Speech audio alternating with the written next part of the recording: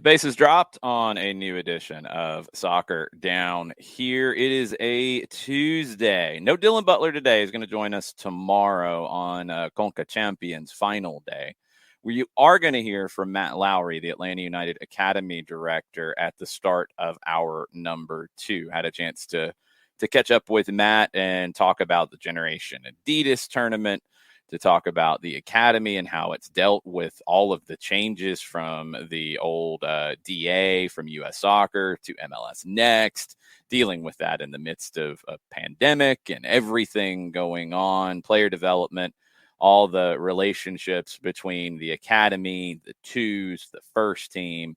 Great conversation with Matt. I was really happy that he had some time and was able to give me so much of his time yesterday to have this conversation. So we'll be bouncing around a lot of different things today. If you have things you want to talk about, drop them into the comments. We will try to get to those as we can.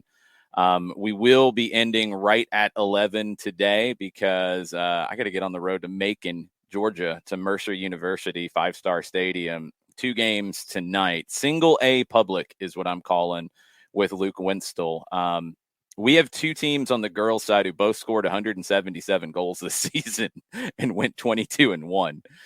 Commerce and Social Circle. And Commerce, it's their first state championship match, so I'm looking forward to being on the call for that.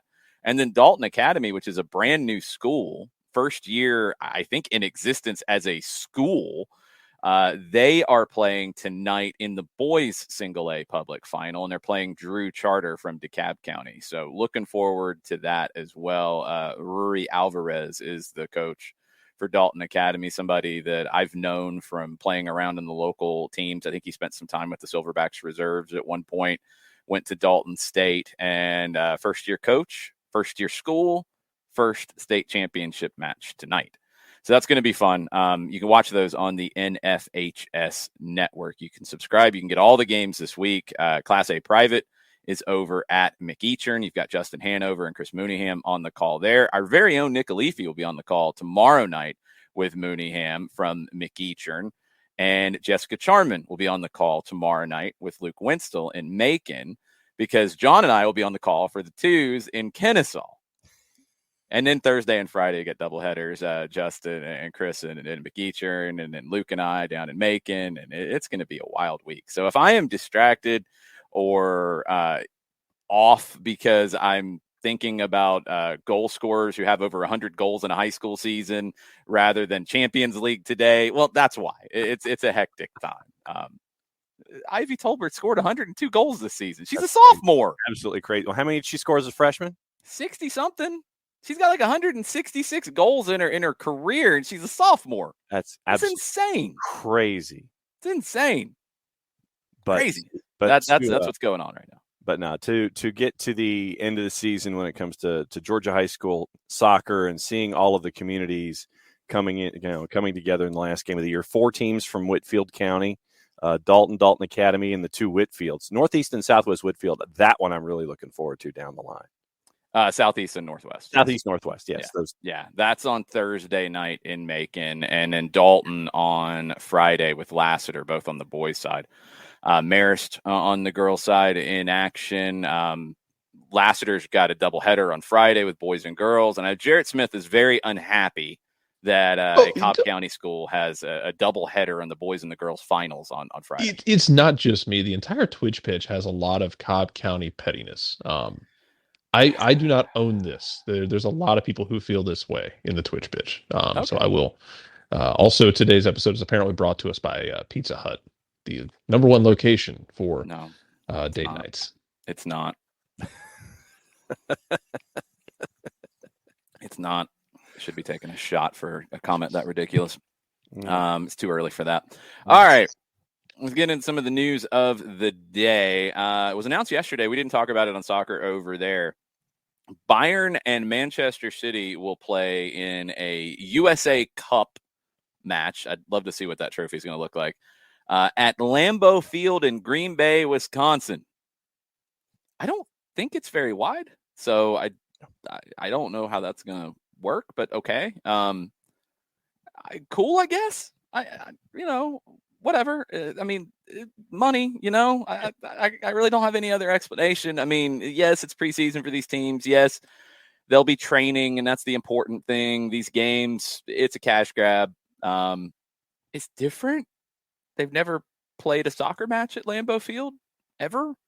So, yay? Is that what we're supposed to do? I think, yeah. I mean, I'd like to know if Lambeau can actually fit a regulation pitch, or if it's going to be squeezed or whatever. I mean, it's not going to be very wide. No. It's not going to be a regulation pitch. That's my question. We know that. It's a friendly. No, I don't think anybody really cares. It's money. Like, I don't care. I mean, if they're playing one game in this and they're making a boatload of money because they'll draw a huge crowd because it's a unique thing, it's not going to hurt their preparation for the season. The training sessions are the important thing in the preseason, so they'll deal. But no, it's probably 65 yards wide or less. I mean, okay, Jarrett, you've been then John, you've both been on the sideline in stadiums that are football stadiums. A football field is how many yards wide? Is it 55? 53, I believe. Is it 53? Oh, somewhere in I believe that it's 53. Okay. Yeah, 53 and a third. So 53 and a third because we're just obnoxious with our measurements in the States. Yeah, baseball's the same way. Like a pitcher's mound is 60 foot 6 inches. Why not a round number? Because screw you, that's why. Because we're crazy. Yeah. So 53 and a third, and then you've got the thick white line, which is another yard. Yeah. More than a yard? I'm trying to think about it. Yeah, let's go another yard. Okay, so 2 yards because one on each side. Yeah. So that gets you to 55 and a third. Right. Then you've got the bench areas, which are, pretty significant in an NFL stadium. So, 5 yards deep of bench on either side? Is that am I shortchanging it with that? Might be a little bit more, honestly. That's what I'm thinking. I'm trying to think. Yeah. So let's go 6 on either side, and we'll maybe say it's a little tight. So 6 on either side, so that gets you to 12. So that gets you to 67 and a third, and that's okay. Yeah, I think you'll. But that's going to that, and then you've got to have some room for the wall. So 65 is probably my gut feeling on where it will end up, and it's not ideal, but they're not playing this for a competitive match. They're playing this for cash. If they sell it out, mission accomplished. Yeah, they will. And they probably they probably will. Yeah. So it'll be okay. They'll get some, training in a tight space. Pep won't hate that in terms of his possession work. Bayern will be fine with it again. They're going to be happy about the check at the end of the night. I want to see if they can drink the place dry the way LSU and Wisconsin fans did. I would be willing to bet that a German team and an English team would take you up on that bet, Jared. That's why I want to see it. I'm not doubting them. I want to see it happen. And then I want to see. I hope y'all are able to do it. I'm very excited. Pretty easily. Yeah. Then I want to see how many folks you'll have with the Manchester City and the Bayern jerseys wearing the actual cheese head. See what that kind of crossover looks like. Nobody wants to see that, John. Nobody. Really nobody. I don't even know if the Packers fans want to see that. They might get upset. They get kind of weird about that stuff, I think. I don't need to see cheeseheads at all.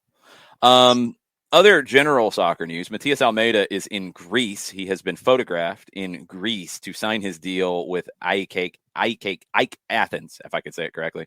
AEK is how some people will say it. I believe they pronounce it as Ike Athens. He actually was smiling, Jarrett. He looked happy. Well, he's in Greece. Yeah, in the airport shot. Yeah. I don't think that has anything to do with it. I think he's not in San Jose. True. Yeah. It's both of those things. You're out of San Jose, which wasn't going well, and then you went to Greece. Things are probably okay. I mean, and he's going to get paid a lot of money. This is I don't know about that part. He was making a lot of money in San Jose. He was not working a lot of money. I don't know if he's making a whole lot more.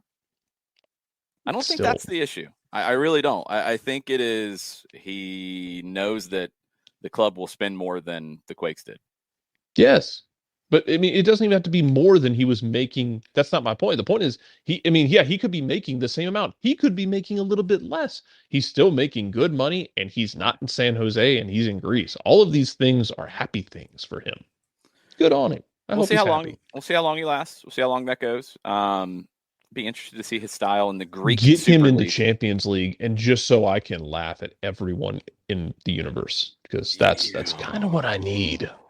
Don't know if that's gonna happen. They're fifth in the championship group right now, and they are in contention for one of the Europa League spots right now. I'll take that. I mean, he gets into Europa League. The what group, John? Does Greece have a stupid playoff thing too? They've got a championship group and a relegation group, so that is a possibility. Does Greece do a split? Yeah, Jarrett, I blame you.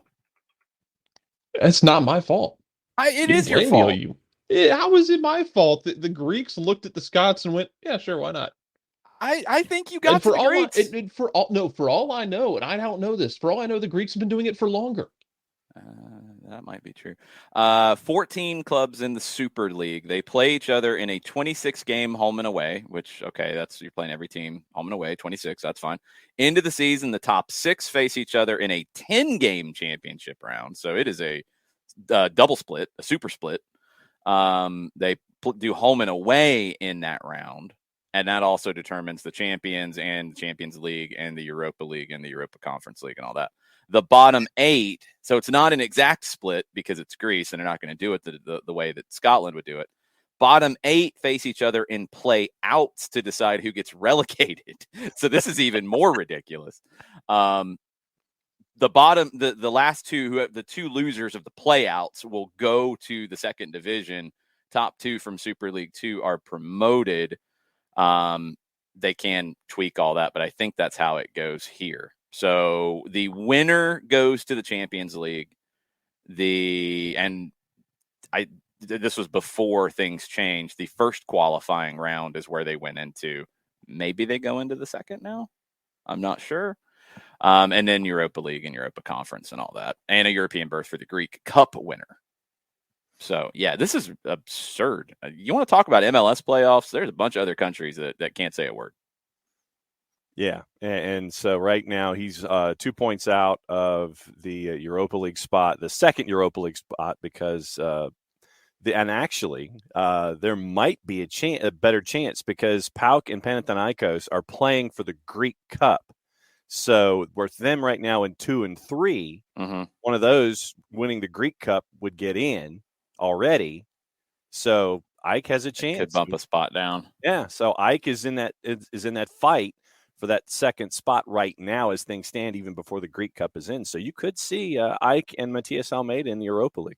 And if I'm doing math correctly, they've played 32. So they played their 26. They've played 6 of the 10. So they've got 4 games left to change this. Interesting. Okay. I would like to see Matias Almeida in European competition in some format. I'll watch the Conference League if he's in the Conference League. Yeah.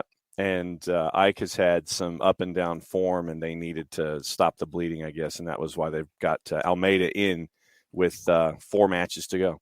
Not officially announced yet, but he is in Greece, and reports have been he's there to sign his contract. So we will see. Other stuff around MLS. Charlotte have signed Kerwin Vargas from Portugal. He's a U22 initiative player, Colombian attacker, 20 years old. They get it done ahead of the primary transfer window closing tomorrow. Description of him from Zoran Corneta is he's a pacey, direct forward who can play on the wing or at striker and is a courageous competitor, blah, blah, blah, blah, blah, blah, blah. I was wondering if he had the ability to play on the wing because that's where they are short. They do have Josviak now. They're bringing in, I think, Shinyashiki from Colorado, although that is not final, correct? Correct.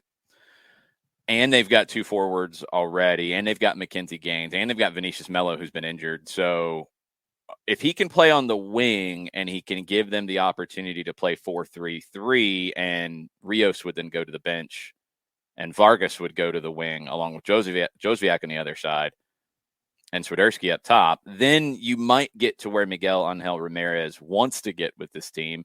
Or you've got some forwards that you can keep doing the 4-4-2 diamond or 3-5-2 and play a 2 forward setup.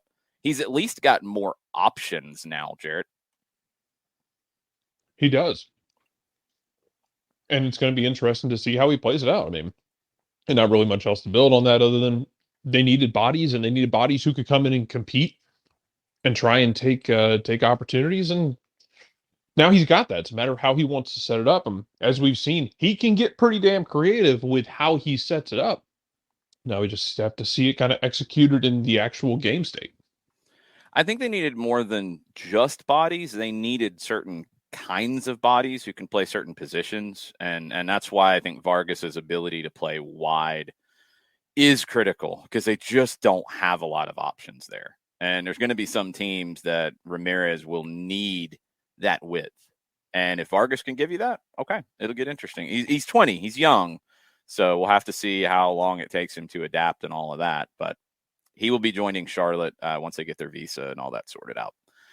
Caleb Porter apologized to fans who were angry about what he said about Gyasi Zardes, which he needed to. He probably needed to apologize to Zardes. He said, "I didn't like my choice of words that I used in discussing the trade. One of those moments I want to address about being better was my comments about Gyasi. To be honest with you and reflecting on that, I didn't like my choice of words that I used in discussing the trade. I reached out to him and apologized personally to him as well. Good job. By no means were some of the words I used and the phrases that I used indicative of how I feel about him as a player, as a person. Obviously," talking about the win on the weekend, he said, "It's a great win tonight, but I'm sure a lot of the fans, for good reason, didn't like some of the comments, and I didn't like them myself afterwards." Credit to him for admitting that. Of course. Credit to you for saying it. Don't say them in the first place. Exactly. Because no one else is making comments like that about a former player. No, they're not. And you gotta hold yourself back, because I'm sure those things that he said were part of the decision-making process on making the trade. Are they overstated? Yeah, I think so. I think you might be, cutting bait here a little bit too early. But anyway, yeah, that's probably what's being said in the front office room. That's probably what's being said by Caleb and his staff and figuring out what they're going to do next. Okay, that's fine. You don't have to share that publicly and really disparage a guy who has been a face of the franchise for and no ever hints of anything that Gyasi Zardes has been a problem about anything in Columbus. Yeah. So I get that that's the conversation that you're having behind closed doors, but don't open the doors. Don't make that public. Okay. The Atlanta Falcons cut Mike Davis the other day. Mike Davis did not do well in his first year in Atlanta after having a pretty good season in Carolina. And you think they're going to come out and say, "Hey, we cut Mike Davis because he was trash, because he was so bad we had Cordero Patterson basically doing everything out of the backfield. Mike Davis had like 2 good games, and we just can't have that kind of trash on the field." No, they're not going to do that. No one's going to do that. They shouldn't. Man, Caleb, I get it. You're wired differently, and you're kind of wired like a tool bag at times, but you don't have to always give in to that. No, you can't. You can't. Yeah, it's a bad look. And when that happens and you're in the midst of the losing streak they were in before they whooped up on DC, you get questions from, I believe it was from Jacob Myers of the Columbus Dispatch, asking about his job security. And he said, "I don't think like that. I just do my job. I've been doing this for a long time. And obviously there's external pressures." We talk about that a lot as a team internally in our locker room right now. There's a ton of external pressure, but what we focus on is the internal process of staying positive, focus on preparation and our performance. And we block out the pressure and the noise. Otherwise, I wouldn't be in this as long as I've been. 100%. That is absolutely the right answer to that question, because he doesn't control job security. He controls how the team plays and has an effect on the results. That's what he does. But when you're talking about the noise and the external pressure, he increased that with his comments about Gyasi Zardes. He didn't help the external noise by disparaging a longtime member of the club on the way out the door. So I get it. but man, you made it worse. Yeah. So It's a weird situation for them. I mean, they've I know I'm more onto this than I think I feel more strongly about this than you do, Jason, that Columbus has kind of outperformed they've underperformed their metrics for where they should be. no, the numbers show. I mean, the numbers are real that they could be better. Yeah. And I think maybe you could say they've been a little unlucky at times. You can absolutely say that. It's not as wide of that as Atlanta's been, but it is there. I think for me about Columbus, I still just have questions about the moves that they've made more so than that part of it. And this does cloud my feeling about Columbus.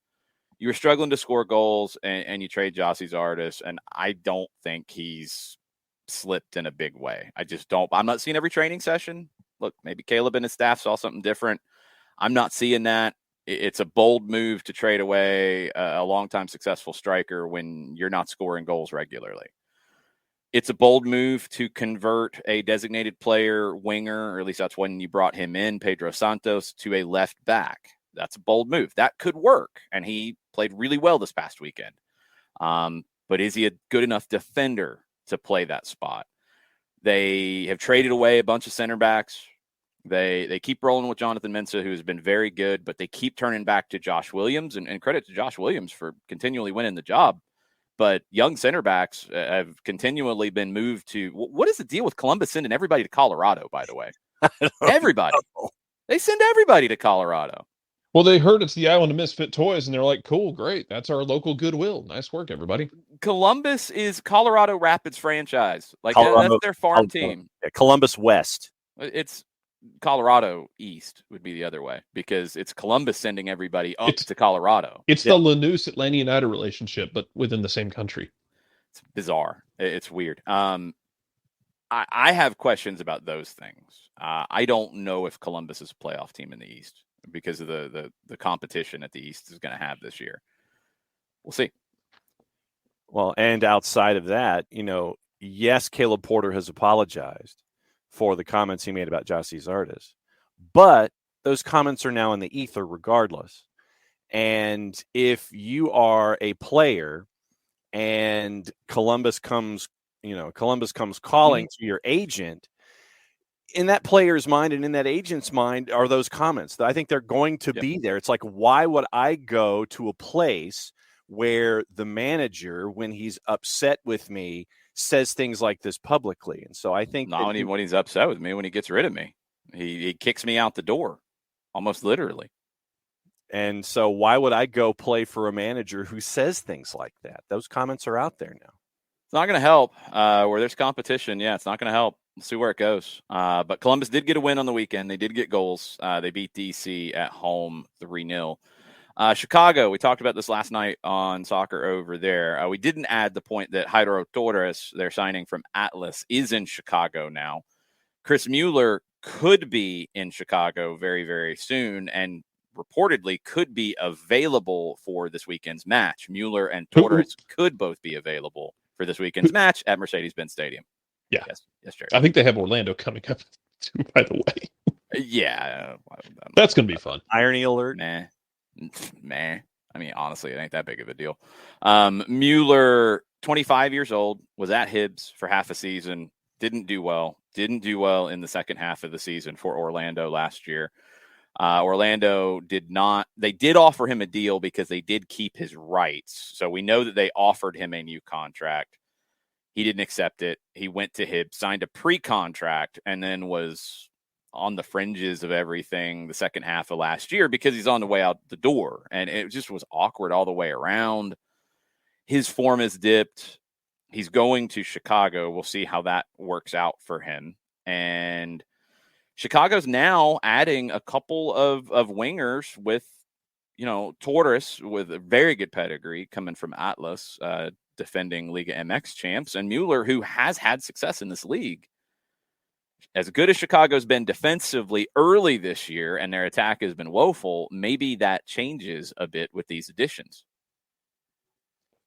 Maybe. I mean, they had to get something going offensively. It can't just be it can't just be your heliocentric 10 trying to do everything. Because I mean, yeah, first 2 games of the season or so, you created a lot, but then it really tapered off, and they haven't been creating much. And we know they're good defensively. They have the weird game. The last 2 games where they've ended up down a man or two in those games, and then they're giving up goals in those situations, but they're not creating enough, on the level 11v11 to hold up for the fact that, yeah, the defense is good, but you're not 2016 Colorado. You're not gonna live that way of we're gonna win every game 1-0, or it's gonna be a 0-0 draw and we're just gonna give up like 15 goals the entire season. You're not gonna be able to operate that way. And you got to do 24th something. 24th in shot creating actions this season. Yeah, Chicago. they're not creating it. They need anything and everything. I mean, I don't mean to say that Mueller is like a throw it against the wall and see if it sticks kind of thing. I think it's more of No, like he's if it's had coming success in the league.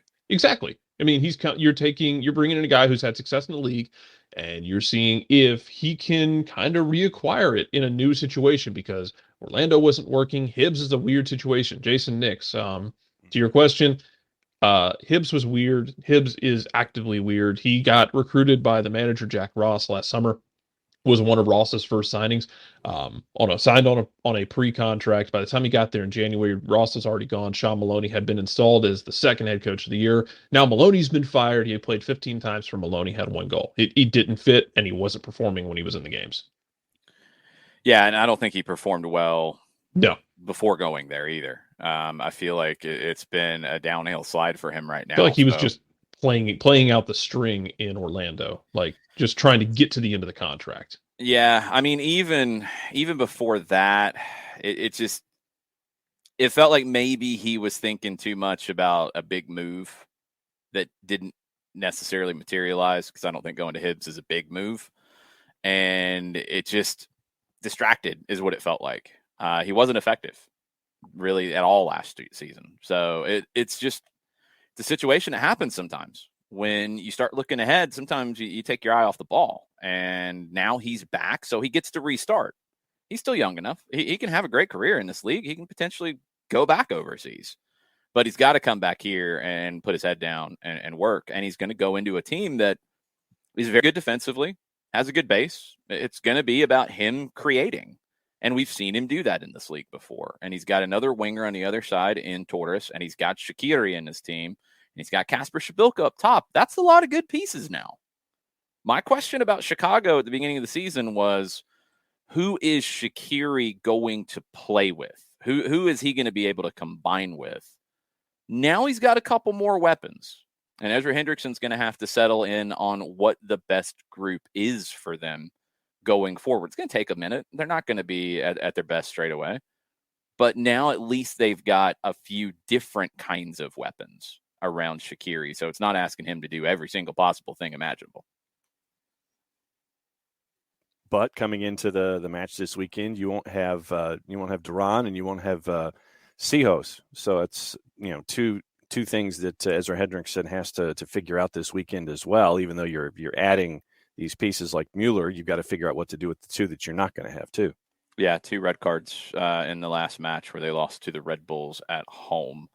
Other stuff on the board this morning domestically, South Georgia Tormenta. They're going to play their May and June home matches at Irk Russell Park, where they've been playing. They're working on the new stadium, Tormenta Stadium, right now. I'm sure that's going to have a title sponsor very soon. Stadium lights, general admission stands fully installed. They had the outline of the pitch leveled and marked. The sub-air system is being installed below the pitch. This is not just throw some grass down and they're going to play.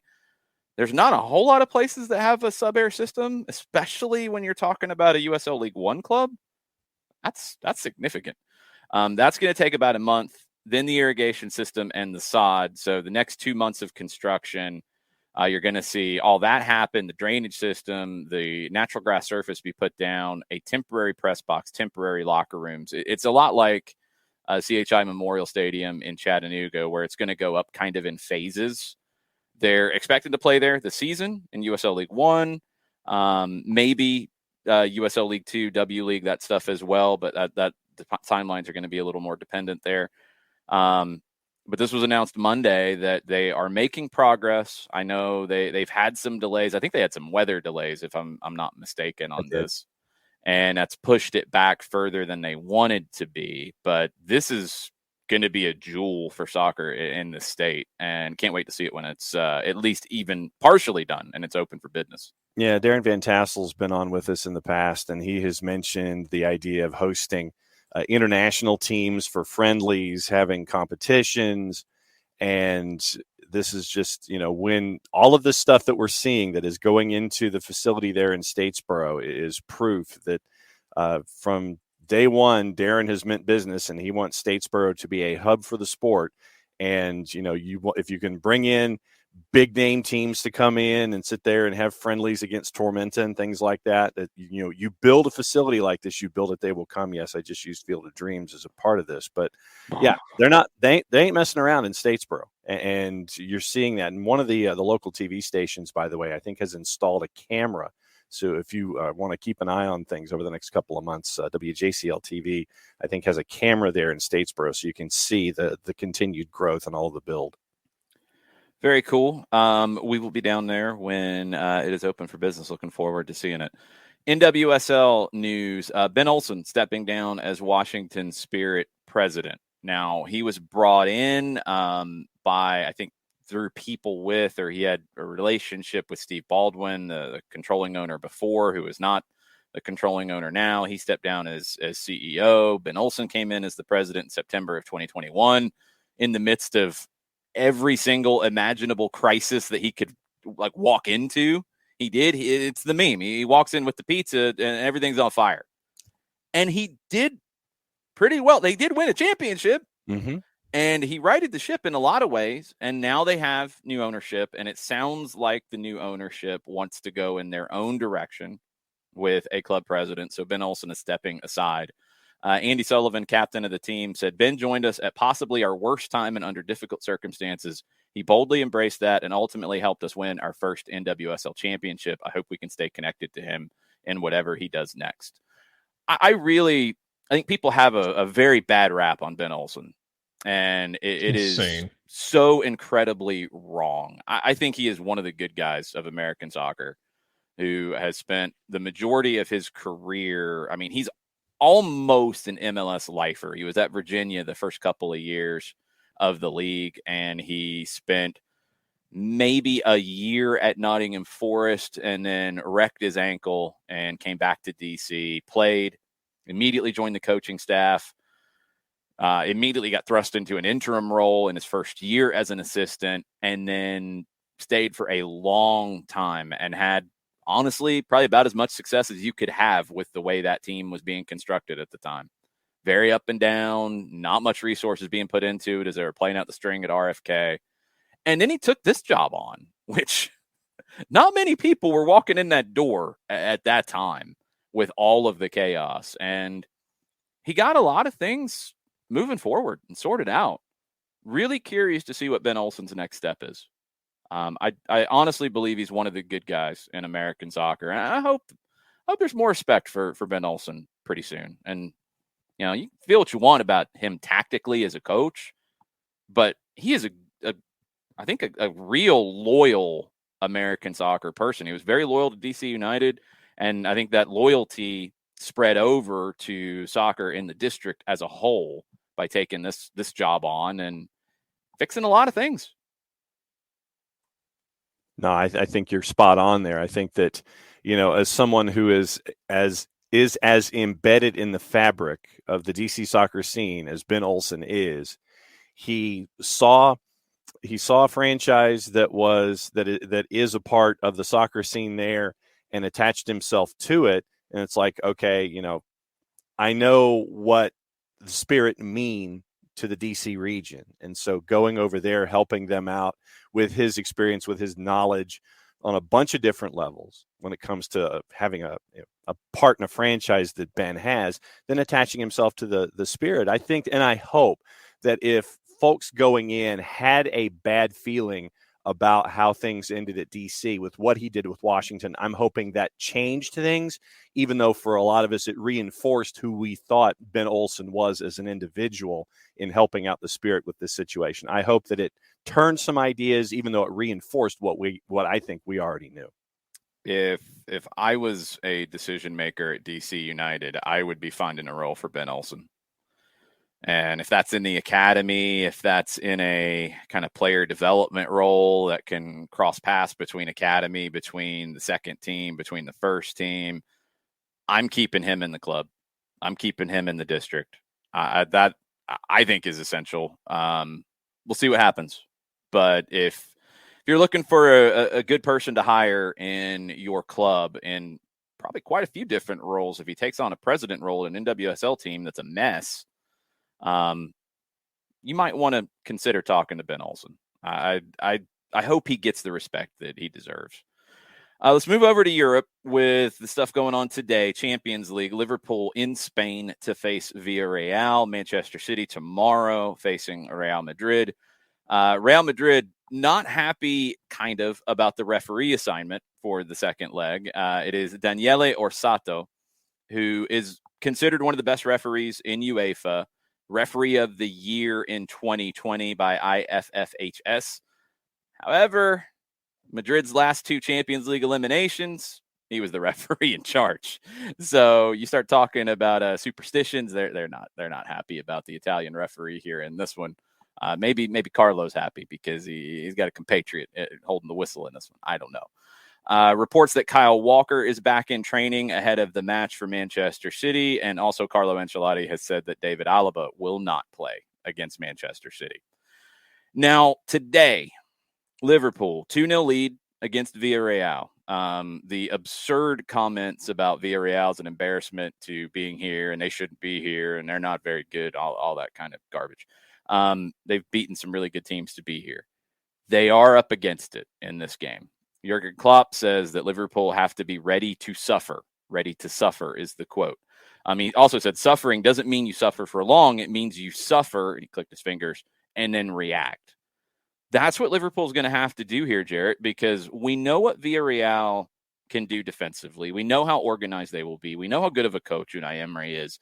His team's going to be prepared. His team's not as talented as Liverpool. That's just a fact. We know that.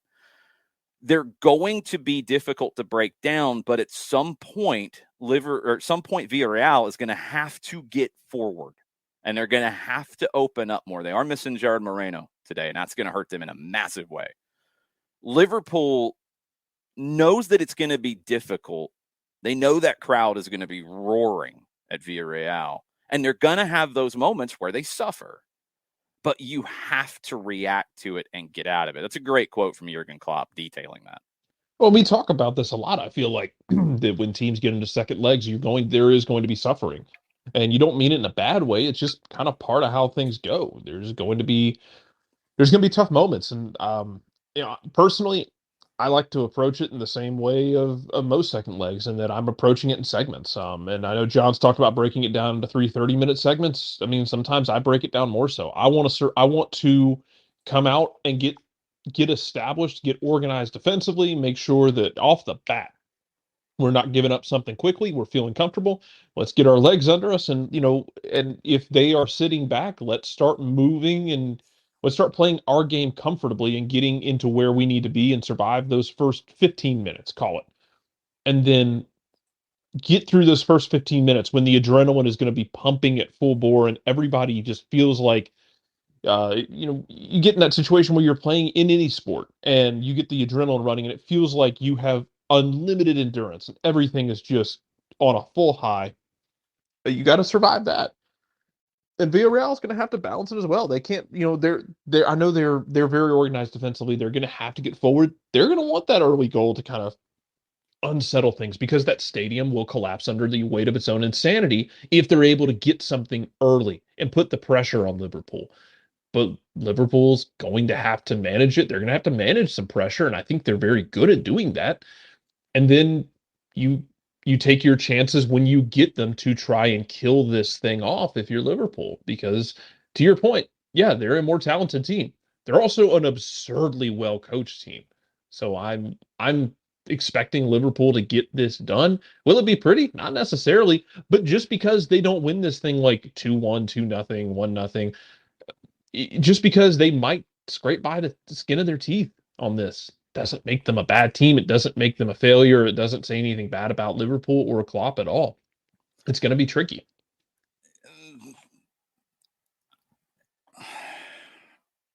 I gotta disagree with you a little bit here, because if Liverpool doesn't win this, things are going to be said, and they should be. Oh, about the tie or the game itself?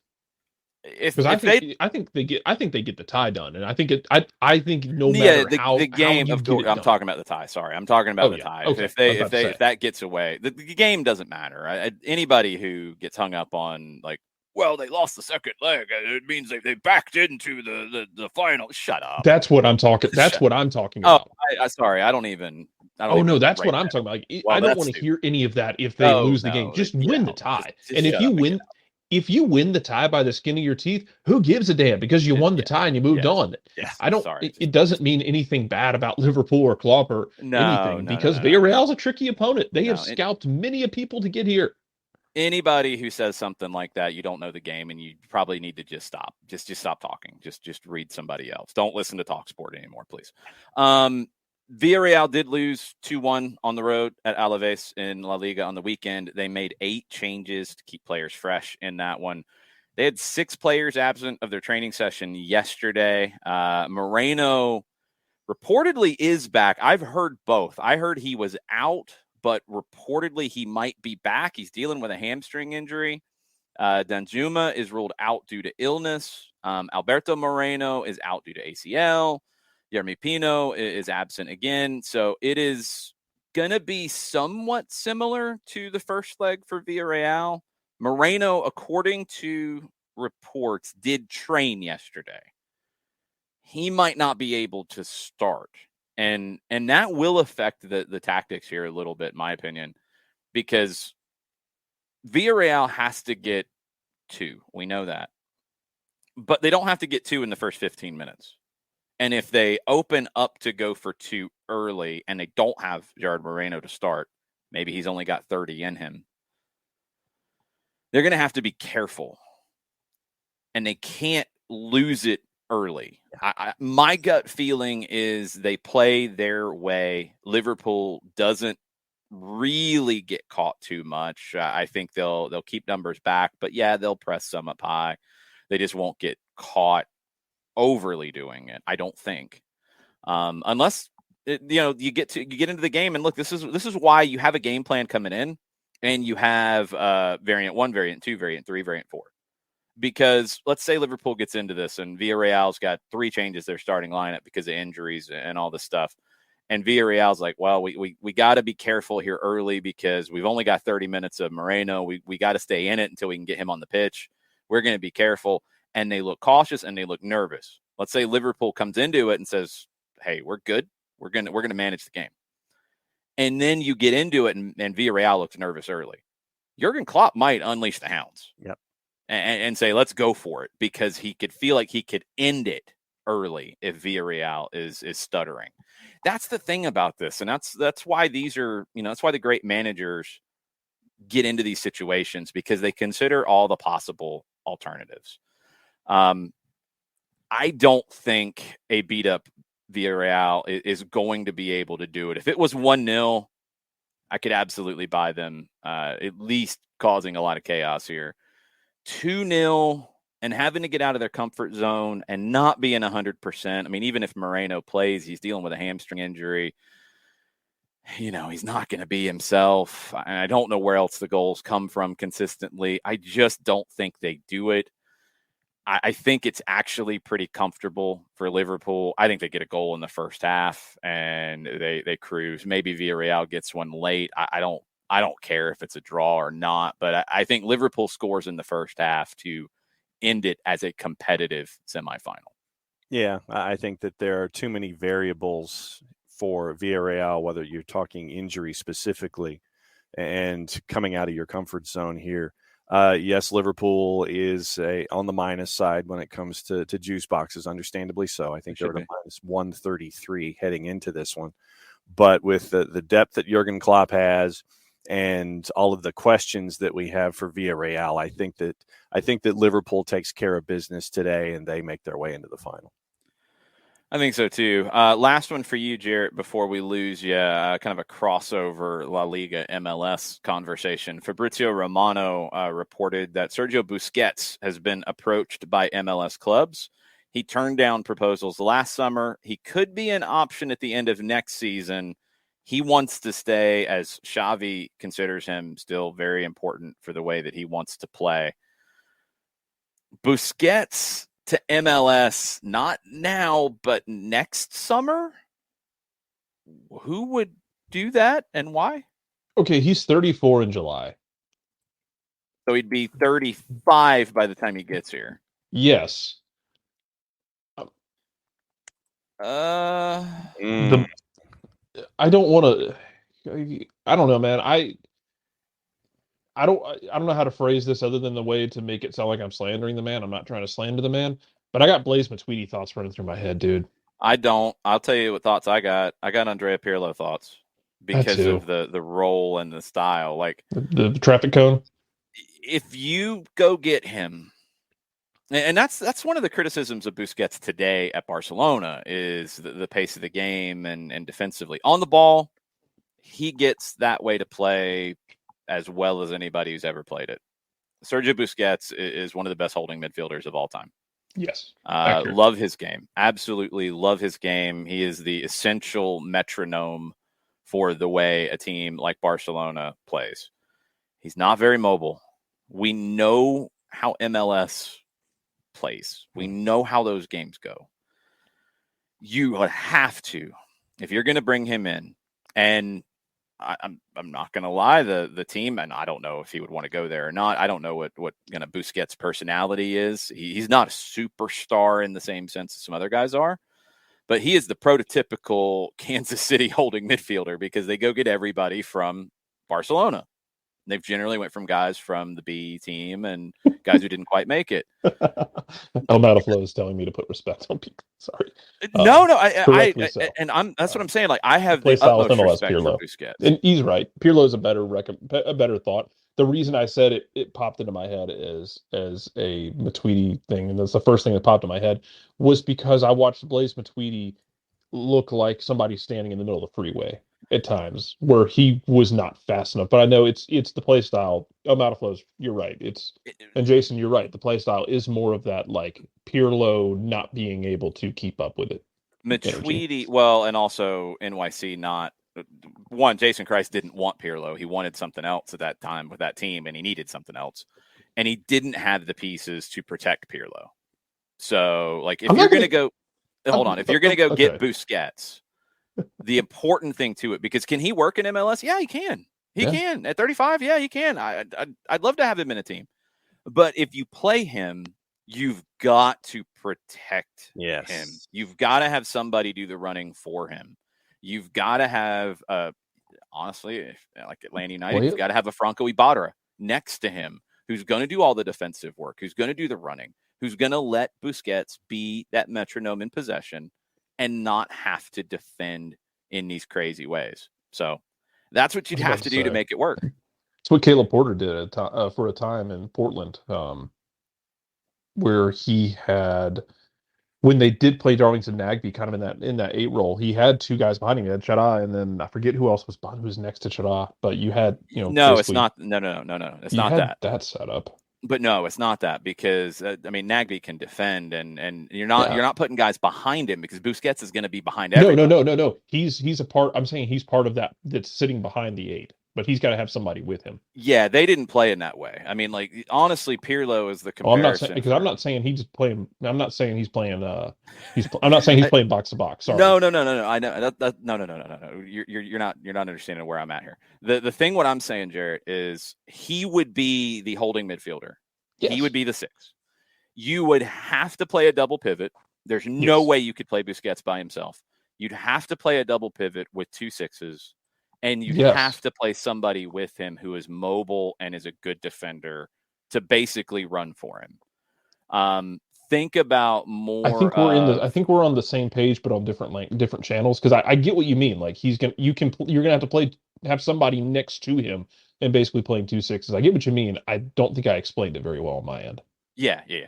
But you're gonna have to make it work. And honestly, you think back to Seattle, and Ozzie Alonso's a different player, but when Ozzie and Roldan were paired up as the 6 and the 8 or 2 6s or whatever, Roldan did a lot of the running, and Ozzie could pick his spots.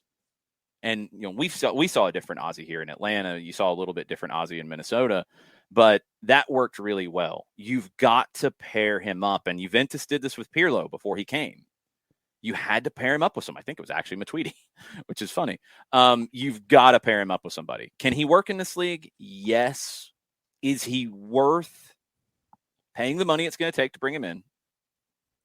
Making the team revolve around him. Because you don't bring Busquets in and give him 40 passes a game.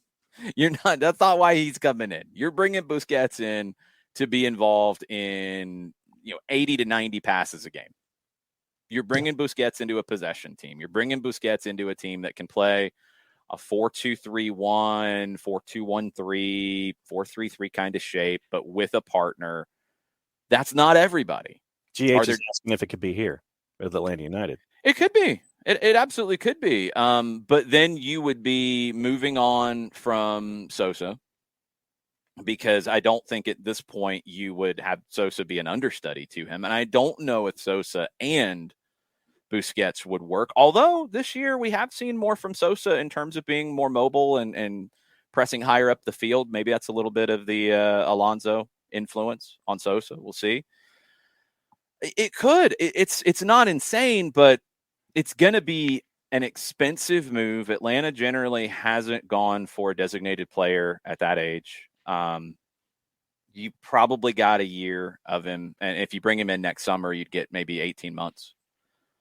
That's my thinking as well. You're not getting a ton of time with him. It's possible he would fit the style. I think Pineda would love to have somebody like that. But he's different than Alonso coming in, because Alonso can do those things, but one, Alonso's a different personality, knows the league. He's a different player too, because he can do some of the other things. You're not bringing in Busquets. Like, Alonso was brought in to start early and then be more of a reserve late game sub as Sosa got healthy. We saw him a lot early because Sosa was recovering from surgery. You're not going to bring in Busquets to be a reserve, I don't think. The money just doesn't work out to do that. I think you'd have to bring him in to be a starter, which then changes a bunch of other things. Is it possible? Sure. Atlanta's a team who could build the play style around it, because we've seen it to a degree already. But it would be a departure. It would be the kind of move that if you get to, whenever you start having this conversation, it might be next winter. It would, probably be before the window would open in the summer. It would be the move that you would do because you think you are one piece away from winning a championship. It's not a move you would do if you need more, or you're flying at that point. You're doing great. Like, it would be the move that you're one piece away and you play that style and you have the pieces around him to support him. It's a lot of different things. We'll see. I'm surprised that he would be interested in coming at this point. I would probably think he would finish out his career at Barcelona and be a one-club guy. I kind of think that's still going to happen, because I know Xavi played with him. Xavi loves him. Anybody who's a Barcelona guy, like, Busquets is everything to them. So I think it's a long shot that he comes to MLS, just because of all those variables to make it work. But you could make it work. It's just, I don't think everything lines up properly for it. I think he stays at Barcelona and finishes his career there. Yep. Thanks, Jarrett. Is that your last contribution to the show? Yeah, I'm going to go and make an offering at the altar of Pirlo, because apparently I made people angry. You did. I actually didn't mean to slander Pirlo either. I went out of my way to not slander Pirlo. And And all of a sudden, I got accused of slandering Pirlo. Good job, Jared. America's favorite traffic cone. New York's Well favorite done. traffic cone. Well done, sir. Go apologize. Go pull a Caleb Porter and apologize, please. I don't think that's necessary. Yes, it is necessary. Apologize. He's going to be at Spezia next year managing. Apologize to Andrea Pirlo right now, please. I can't believe you're grouping me with Caleb Porter. I'm insulted. Well, wow. You threw Andrea Pirlo under the bus. No, I threw Blaise Matuidi under the bus. Threw him into construction. I grabbed Blaise Matuidi like he was an attacking midfielder I couldn't keep up with and threw him down. Well, then you hit Pirlo with throwing Matuidi down. I'm going to stop now before this gets out of hand. I'll see you later. Bye. All right. Tell us about our good friends over at Eliminize, John. I can certainly do that. QR code over my left shoulder for those of you watching on Twitch. For odor-free, clean, fresh air, one place you need to go. It's Eliminize service deodorizing enclosed spaces like houses, apartments, and condos. Eliminize has created a customized solution that eliminizes all organic odors, including those like pet cigarettes and food. Realtors and property managers use Eliminize service to eliminize bad odors to help them sell or rent those homes that much faster. Realtors and property managers use it so they can sell or rent their homes that much faster. It's a turnkey process. Makes it easy to work with realtors and property managers, kind to the environment, offering a green way to get rid of odors without any kind of toxic residue whatsoever. Different than our favorite masking agents that we have under the sink. Because when you take out that masking agent, spray it in the air, that's all it does. Mask the odor. It doesn't attack the problem. Eliminize's proven scientific formula destroys odors down to the molecule. Pricing very, very easy. One of two ways. Parts per million or by cubic feet to come up with a price that's affordable for you, offering results in 24 hours or less. If you have any other questions, frequently asked or otherwise, one place you need to go, it's the website, eliminize.com. But do us a favor. After the .com, go /Atlanta. So Eliminize themselves know what part of the world that you are asking those questions from. So your full assignment, ELIMINIZE.com /Atlanta, Eliminize.com /Atlanta for odor-free, clean, fresh air. Eliminize service, proud sponsors of everything SDH. All right. Good job. We have some more sponsors on the way here very soon. Very exciting times. Nice. In the SDH universe. Excellent. We have a trip to Greenville coming up here very soon. Busy next week. These first 2 weeks of May are incredibly busy for SDH across the board.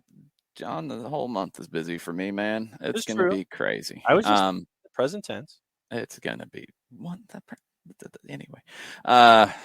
Grammar rules that don't apply to John anymore. Nope. Yeah, it's going to be hectic, but we've got some sponsors coming on board. We're very excited about some new partnerships. Thank you to Scott and the Flood Project for making all of that happen. Thanks to all you guys who spend your time with us to allow us to do these things where people want to partner with us. So thank you very, very much.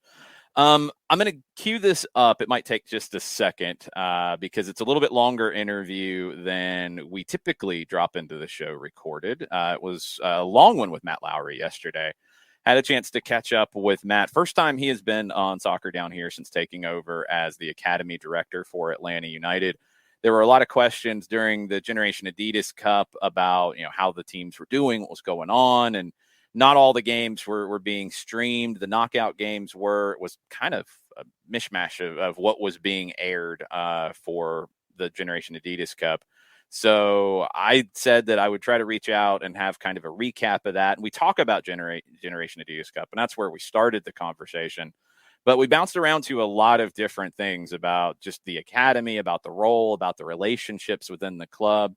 About what the Atlanta United way is and how you're starting to see that really come through with the academy kids. So up next on the show is Matt Lawrey, the Atlanta United Academy Director.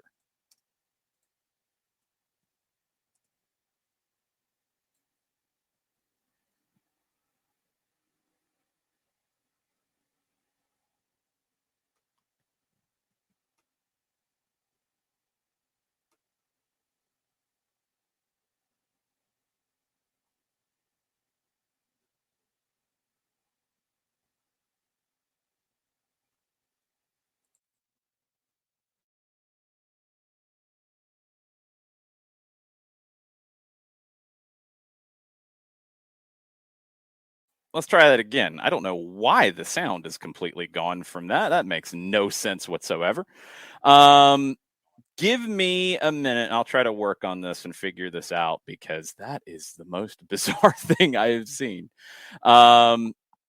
So here's what we'll do. John, I am going to ask you, while I am working on this, to tell everybody about the latest news we haven't gotten to, the rumors and innuendo, and the latest in Spain. There's an argument over the guard of honor between Atleti and Real Madrid. You got a player getting fined because he went to watch another game instead of playing in a league game or something. Yes, that is correct. New sponsorships, et cetera, et cetera. We also have some updates on the PSG next manager situation. So John is going to lead you through some of the other news while I figure out why we have no audio on Matt Lawry's interview.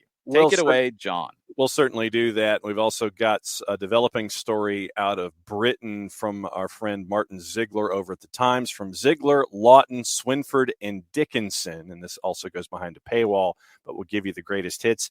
The Chelsea sale has hit a snag over fears that Roman Abramovich wants his £1.6 billion loan repaid. From the copy, it is understood that Chelsea told the government, as well as the rival bidding groups last week, that they want to restructure the way the club is being sold, which would include paying off the debt from Chelsea's parent company, Fordham Limited, to a Jersey-based company, Camberley International Investments, which appears to be linked to Abramovich. Big concerns about allowing that to happen when Abramovich has been sanctioned and had his assets frozen. More on that as it becomes available. So that's come out in the last couple of minutes. Rumor and innuendo across the board. Speaking to German website Wettfreunde, transfer specialist journalist Gianluca Di Marzio has suggested PSG could move for Napoli's former Lille striker Victor Osimhen, someone who has been in the news a great deal here at SDH in the rumors and innuendo section. That could be this summer should Kylian Mbappe leave the club. Napoli signed the Nigerian in the summer of 2020 for a reported €71.3 million, but LOSC only received half of that, $36 million, from the baseline fee. Di Marzio reports, however, that Napoli won't let the striker leave for less than €100 million in this window.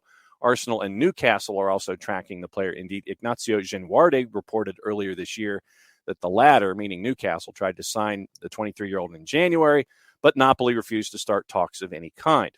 Arsenal, they've renewed their interest in Inter Milan and Argentina forward Lautaro Martinez. The Times reports that Gunners boss Mikel Arteta is keen to bring in the 24-year-old to bolster their attacking options. Also on the recruitment list, Manchester City forward Gabriel Jesus and Dominic Calvert-Lewin of Everton. Keep an eye on the latter because of the relegation fight. Both of them are 25 years old. Ajax will reignite their interest in Tottenham Steven Bergwijn, according to the Times. The 24-year-old has said he was open to leaving Spurs. The Holland forward is reportedly frustrated over his lack of playing time with Tottenham Hotspur. Max Aarons, and keep an eye on this as well with Norwich being relegated. Daily Telegraph reports that Norwich are set to sell the 22-year-old former England under-21 defender. Do not be surprised if this is part of an exodus with the players from Norwich City that they believe have value that can be sold to help them with their coffers in the championship in their effort to come back into the Premier League after the end of next season. And we also discussed what was going on with Fabrizio Romano and Sergio Busquets. In Spain, a couple of interesting stories. Atletico Madrid will not give Real Madrid a guard of honor ahead of Sunday's derby. And Atletico said in a statement yesterday, and here's the quote, "Some people want to turn what began as a gesture of recognition for the champions into a public toll that their rivals must pay, imbued with the scent of humiliation." I'm adding the anticipated emotion there. Atletico will under no circumstances collaborate in this attempt at ridicule in which the true values of sport are completely forgotten and tension and confrontation between fans are incited, end quote. The club pointed to their precedents from their own recent title-winning seasons back in 2014 and 2021 to justify their stance. A great article at ESPN.com breaking that all down before we head into the weekend. Another interesting story from our friends at the Four Letter. Deportivo La Coruña have fired, that's the word, fired midfielder Juan Carlos Menudo after he attended the Copa del Rey final without permission. on the same weekend that his club were playing a crucial league match. El País reported that Menudo, a lifelong fan of Real Betis, allegedly told Deportivo on April 21st he tested positive for COVID-19 and would not be available for the third tier of Spanish football they play in the Primera RFEF, the third tier of Spanish football game at Talavera the following Sunday.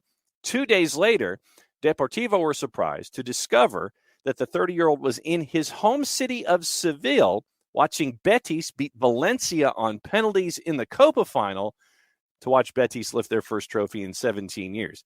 Deportivo La Coruña confirmed on Friday late last week that Menudo, who had signed last summer and was wearing the number 10, but he'd only been seen in 11 league games this season, had his contract rescinded. Didn't give a reason. They just said his contract was rescinded. Quote, after what happened, the club took a decision based on the values it believes must be respected, end quote, according to Borja Jimenez, who had a news conference, and this was part of the discussion. The player himself is made no comment. Speaking of Atletico Madrid, they are set to have a new main sponsor for the next 5 seasons, Whalefin, WHLEFIN, whose logo is a green and blue whale, will take over the current sponsor, Plus 500. The agreement will be for around 200 million euro for 5 years, so 40 million euro a year on average, twice what Plus 500 was offering. And that's your news out of Spain. Going into France, PSG is already looking ahead the next season after wrapping up the PSG title. Yes. Amid uncertainty about the future of Maurizio Pochettino, who appears likely to part company with the Parisians this summer after a season and a half at the Parc des Princes, Zidane, of course, no surprise, remains at the top of QSI's wish list. Widely believed that he's still bidding his time to take over for Didier Deschamps with the French national team. According to Gianluca Di Marzio, PSG has 3 potential replacements should Pochettino decide it's time to move on. We've talked about Antonio Conte. The other 2, Jogi Löw, who has prestige, since but he hasn't coached a club team since 03-04. And here's the third one, Thiago Motta. A huge talked about that yesterday, that he could be leaving and would be available. So interesting. Yep. Coach of PSG's under-19s in 18-19. He proposed a 2-7-2 formation at the time. History at the club, brief managerial career. What? Yeah. What? A 2-7-2. That doesn't. Okay. There's got to be more context to that. I have no idea why that's even being read. Yeah. History at the club, managerial career makes PSG wonder if he could be the man. But right now it looks like, according to Gianluca Di Marzio, 1, 2, and 3, Conte, Löw, and Thiago Motta. We'll keep an eye on that as we go. Okay. I got to understand what this is. So the goalkeeper would step up a little bit, and this is the idea. This came up in 2019, and Thiago Motta, obviously, you say 2-7-2, and most people have the same reaction I did. Like, what in the blue? What? So what? It's of course it's not truly a 2-7-2. The goalkeeper would be a little more involved, and he's still going to be deeper than everybody else. So it's not a 2, but he's going to be a little more involved to one side, and a center back's going to be involved to the other side. And then it's not 7 in a line because that's how it goes, and et cetera, et cetera. So I think we have everything going with this. The 2-7-2, we'll get deeper into that one day on a tactical thing, because that's chaos. But of course, it's not quite that simple.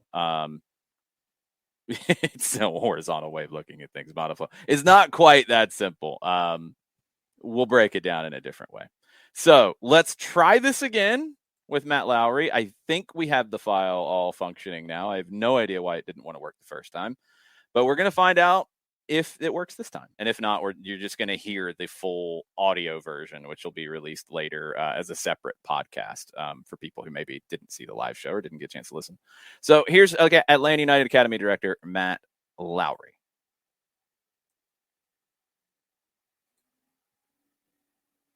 Yeah, it was great. I mean, results-wise, which I think we all know in youth development, result is not the focus. We tell our kids we want you to try and give everything to win. But at the end of the day, we're going to talk more about the performance and how we can grow from it than the actual result. But our kids were excellent. Our 15s made it to the semifinals and lost to Valencia, which fair enough. It was a great team and a really good game. And then the 17s got out of their group, which was really good.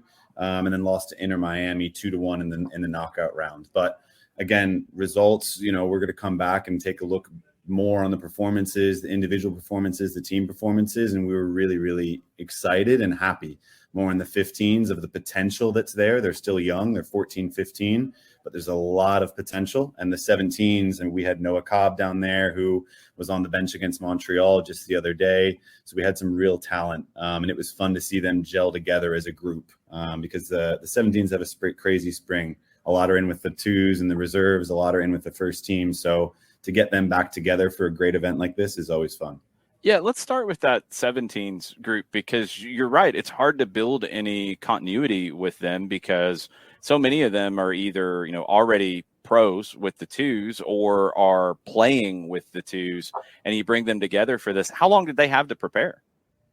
A week, but I mean, I don't think Noah Cobb was really in the training group, right, until the day before we left. But I think that's the fun part of the job is our players are going to train over 2-3 different squads, especially when they're older age groups. But that's the fun part because they come up together as 12s, 13s, 14s. They know each other so well. So even when they get to 17 and sometimes they're a little all over the place with different groups, when they come back together, they know each other and they enjoy being around each other.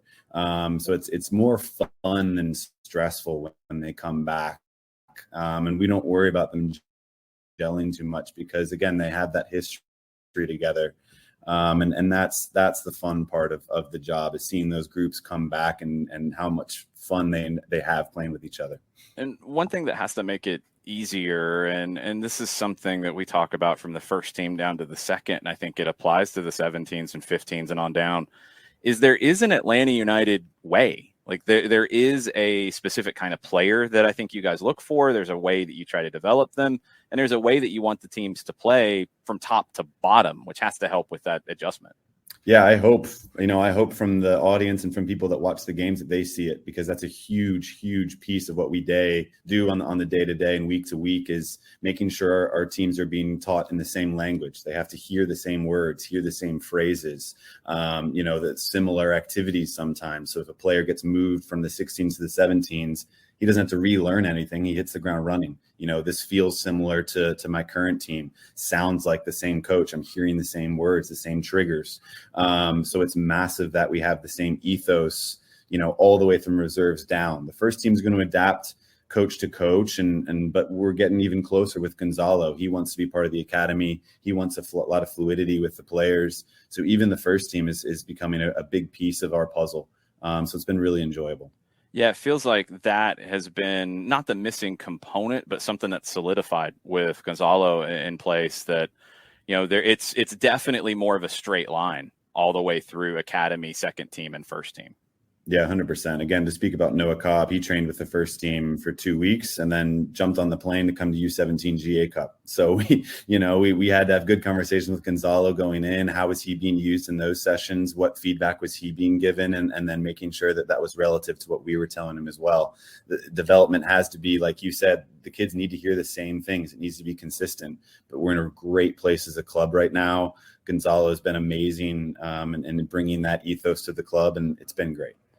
Yeah, and I think just for clarification for people out there, when we're talking philosophy and especially the terminology, we're not talking game-to-game tactics at all because, teams are going to have some different personalities when you get to that level of it. But the kind of players you want, and I think the general philosophy of the way Atlanta United plays, I saw it with the 15s. It felt like an Atlanta United team watching those games. It looked like the team that you see with the first team in terms of the way they approach the match. Maybe not the individual tactics in the game, though. Yeah, 100%. We don't have Luis Araujo, right? Right. Great to have him, but we don't. But we have 14, 15-year-olds that can be really powerful wingers and can be dangerous on the counterattack and are given the freedom to go 1v1. We want to keep the ball. We want to build. At 14, sometimes that's going to, Valencia was really tough to build against. They were. pressing team, but we want to continue to try. We want our kids to learn. If we fail in that moment, it's okay. But we want to play like Atlanta United plays, with the ball, with attack in mind, always looking to go forward and really quick in transition when we lose it. Hunt the ball down, get it again, attack again. Really fun way to play. Not easy to coach, but easy to coach from the sense that the kids want to do it. Yeah. They love it. So it's really enjoyable. Yeah, it was fun watching the 15s in that game against Valencia, kind of figuring it out as, Valencia is making it difficult to build up. They didn't panic. They didn't get away from it. They kept playing their way and finding ways to try to hurt Valencia. It was impressive. Thank you. Appreciate it. It was a tough game. And all the stress was on the sidelines sometimes, but the kids were fantastic. Yeah, definitely. I can only imagine because, you want to win whistle to whistle. And the long term, though, for you and your coaches in these situations is more than just the whistle to whistle, more than just that match. It's every training session, and it's about creating more Noah Cobbs. Exactly. And not only that, I think, how are they acting in the hotel? This is a lot of downtime. We're there 10 days. How are they interacting as a group? Who's the leader in the lunchroom? Who's telling the guys to tuck in their chairs, to clean up, to do the right things? We watch everything. And sometimes those are the more important pieces. Who's going to be the captain today? Well, I saw John over there. He's cleaning up after everyone. He's telling others, if you're a leader off the field, you're a leader on the field. Right. So we really take everything into account. And we have some really good groups and some really talented kids coming through. That's the biggest change I've seen over, I think, the lifespan of Atlanta United, and just watching youth soccer as a whole react to Atlanta United being here, is you have players who are being developed in a professional manner for a professional team now. And you didn't have that before. So all those little things that maybe aren't as big of a deal when you go to a tournament on a weekend with a club, it is a big deal here, because those are the things that can separate the professional who has a 10-year career from somebody who gets a contract and doesn't get renewed. Yeah, 100%. And we look at all those little intangibles. And I worked in normal youth soccer before. I was at some amazing clubs in Virginia. Yeah. And, when we go to a hotel, mom and dad are bringing the kid. That's how youth soccer's been. That's how I came up when I was playing as well. Yep. And now, Atlanta United's able to offer a platform where we take these kids, and it's all 20 of them, and our staff is in charge of them. There has to be a little bit of player autonomy there. How are they going to act? Are they going to get their sleep? And we find out the ones that are coming down in the morning and are red-eyed and looks like they've played FIFA all night, that affects things. So it's really that holistic way of looking at the player and the person. It's exciting. There's some stress. There's some pressure. We got to be mom, dad, and coach. But it's really cool to see the kids grow up, and they always step up to the plate. I can't speak highly enough about some of the groups we have. Yeah, and I'm sure a lot of that is down to the players you're selecting to come in, because that's probably a big part of the selection process, right? Yeah, and the local clubs. I mean, we use our local clubs as well. They help us find the right player. We'll give our local directors a phone call. Hey, what's this kid like off the field? We've already seen him. We've scouted him. We know he's talented, but is he going to come into this group? And how is he going to be at the hotel? How is he going to be in training when they're getting the water break? Is he going to be helping? Is he going to be adding to the environment, or is he going to be taking energy away? And it's a huge tribute to the local clubs in the area, not just the talent that they can push forward, but the great people. And we're all on the same page with that one. Again, I can't speak highly enough. There's some amazing clubs in this area and directors that really, really want to do things the right way and not just create good talent, but good people. And it's huge. Let's talk about that holistic attitude from the competition standpoint, because it's dramatically changed in the last couple of years. I mean, one is the effects of COVID and just dealing with that year of really struggling to get normal competition and normal tournaments and normal games, but also the transition to MLS Next and how that was honestly created on the fly and how it's still kind of solidifying. Just how has that been for you as your role changed during all of that too, to overseeing that dramatic shift in the way the team schedules games on a regular basis? Yeah, I mean, the day-to-day honestly was a little bit of chaos when I came into the role, post-COVID, still trying to find our feet, what are the medical protocols, making sure we're doing everything properly by that manner. And it's a brand new league. So it was a little bit of chaos, but youth soccer can be like that sometimes. At the end of the day, if we're still getting our kids out on the weekend and they're playing games, they're happy, right? And they're improving and they're getting better. And I think it speaks to how talented Georgia is with youth soccer, because what COVID did is just basically put you in a little vacuum and said, look, you're not traveling to Florida anymore. You're not traveling to Dallas for GA Cup. You're not getting these events. You basically got to do everything within a car's drive. And we're lucky, we can just stay within Atlanta, and some of the talented clubs in these areas gave us amazing competition during that time, still give us amazing competition. And we really kind of grew together as a state. And it was you never want to have to do that again, but we were lucky to come out of it with really positive amount of play, positive competition. And it kind of brought the state together a little bit, because it had to, but the league's still growing and gets better every day. That was something that I kind of got some feedback from people who were at Generation Adidas Cup, is you could see some of the clubs that weren't able to get that competition, and guys kind of lost a year in some cases, but you guys really were able to navigate it because of the strength of the local soccer community. Exactly. It's a huge credit to those guys and those directors that do things locally. I mean, you saw it, some of these poor Canadian clubs. I mean, we all chat as directors and coaches. We all know each other. And some of these guys came into that event without playing a game in the past 6 months. So they're, forget the result. They're just happy to be there playing games. So we went in with we were ready to compete. We've been training, we've been playing. And again, it's a credit to the state of Georgia and the local clubs.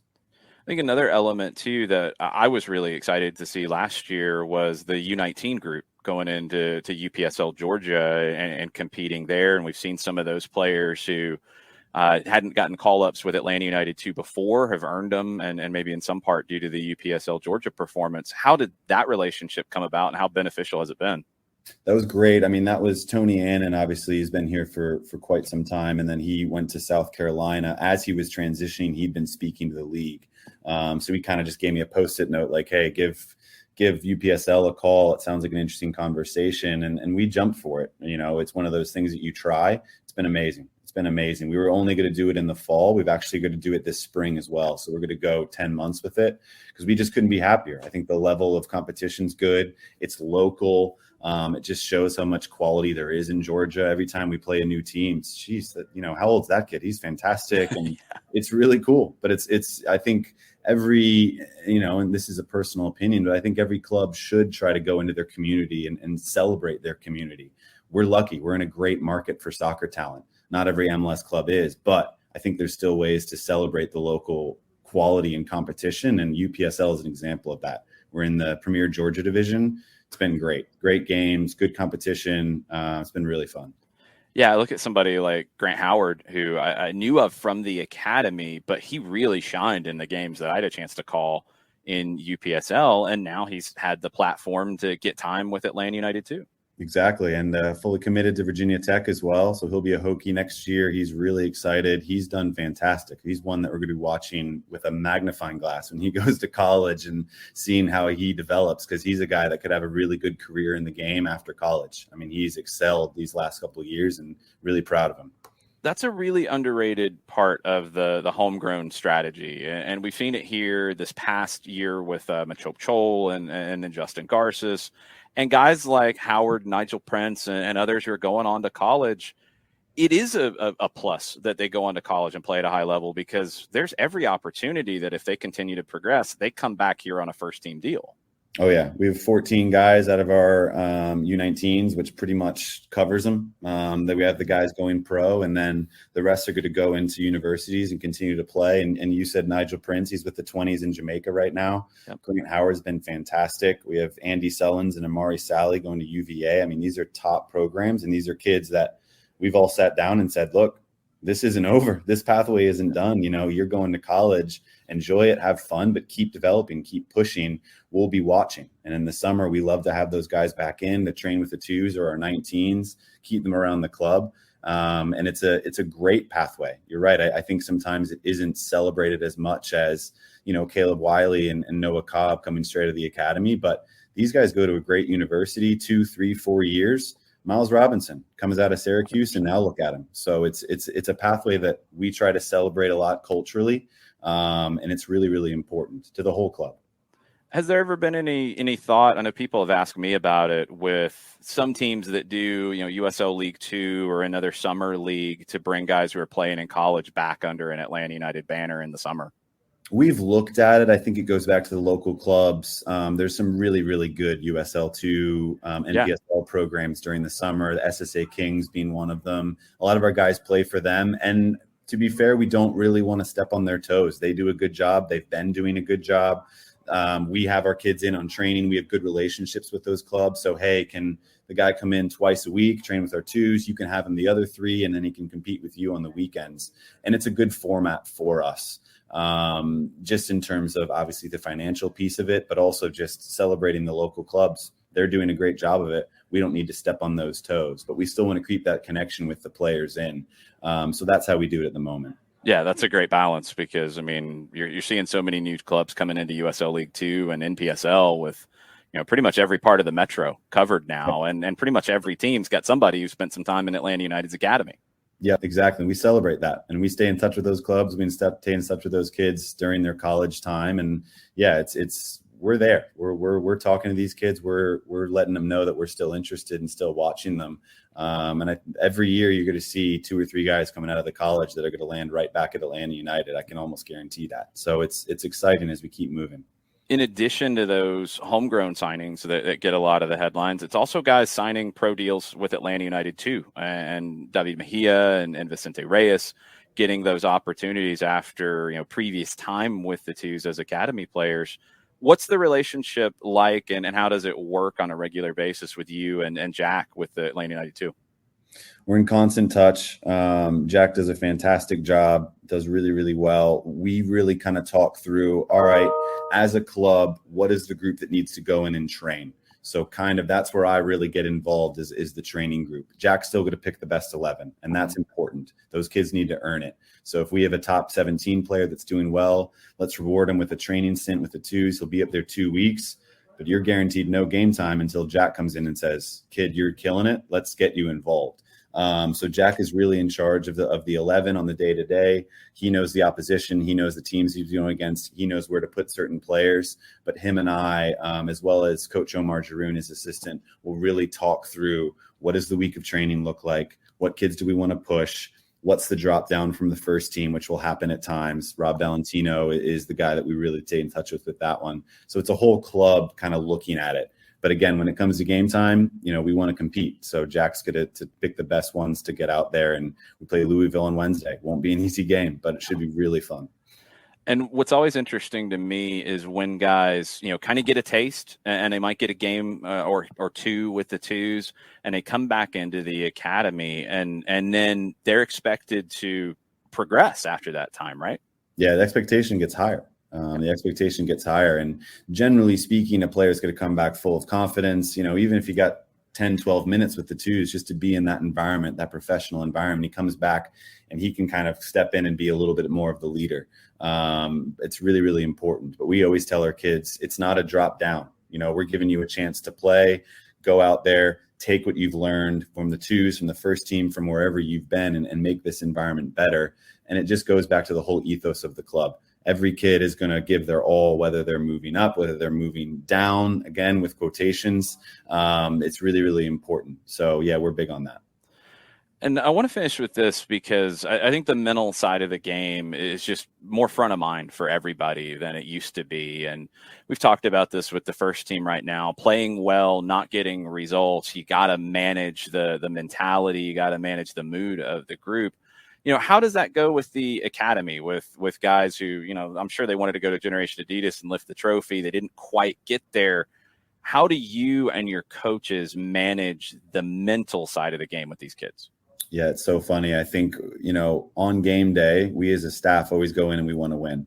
But sometimes after the weekend's over and you go back and you've lost, you learn more from that. So you almost get more excited. Man, I'm glad we lost that game. Look at all these clips that I can show the kids. Look, we can make them better now versus coming off of a 5-0 win. Are the kids even going to like, Coach, I don't need you now. We're going to win the World Cup Right. next year. So it's funny. We do try to keep that balance as a staff and then trickle that culture down to the academy.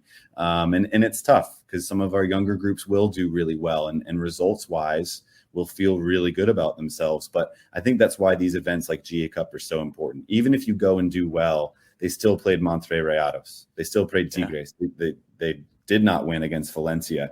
So those games are tough and we're great. We're happy we won, but they can still come out of those looking at those games saying, okay, we have a lot to learn. We could have done better here. We could have done better here. And I think it's an old Pep Guardiola quote, but sometimes when the team's doing well, you got to be tougher on them because that's when they're most open to learning and listening and they're in a good mood. And when they're doing poorly results wise, sometimes you have to step back and give them more confidence.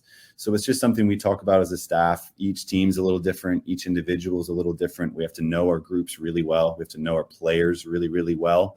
But it's always about performance. How did we play? Did we play the Atlanta United way? And are we getting better? The result, it's going to take care of itself. And that's always the message. I know one way you guys have kind of balanced that with the competition level is the international competition and Generation Adidas. You get that. I know before COVID, it was pretty consistent. You'd see teams play in international events. Is that starting to get easier to do now that we're getting a little bit further away from the worst of the pandemic? Yeah, we're really looking into it. And Gonzalo Pineda and his staff, Diego de la Torre, they're actually helping us create some really cool connections with the Mexican clubs. So I've been talking recently with Toluca, with Atlas, with Pumas, with Pachuca. So right now, just kind of, okay, would this date work? What could we do? More of getting things confirmed or set in stone. But we're really excited. I think this next year, hopefully COVID continues to stay away a little bit and we can keep pushing because there's plans to do a lot more international stuff. And especially get into Mexico a little bit more. I think some of those academies do an unbelievable job. And it's close. We don't have to fly all the way across to Europe. We'd love to, and we will. But I think Mexico is something we can get into a little bit more. And now with the Gonzalo Pineda connection, I think things are a little easier. So I'm excited for the future. Yeah, makes total sense. Matt, thanks so much for the time, and thanks for covering so much ground. I'm sure everybody out there listening is going to be really appreciative of this, and I definitely want to catch up with you again soon. Looking forward to it. Thanks, Jason. Always a pleasure.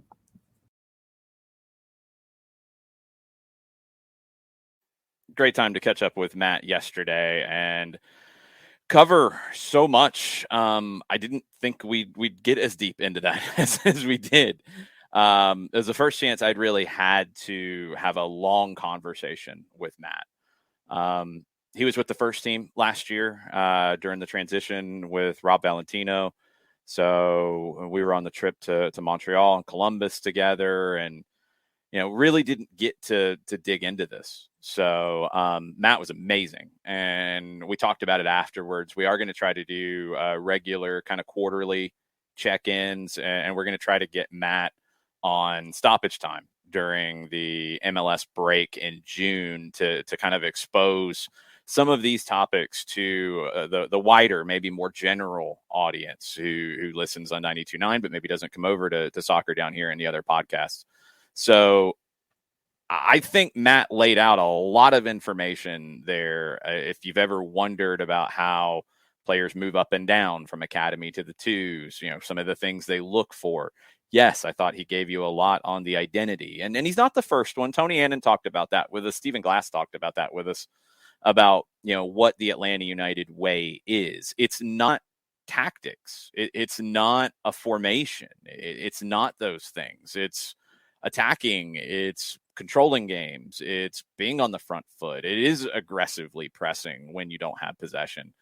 Those are very broad things. That's identity. Identity is broad. It's coming from my nonprofit background, and I see Soccer for Good OG's hanging out, so you know exactly where I'm going with this. It's vision statement. It's not the mission statement. The mission statement is how you do what you do.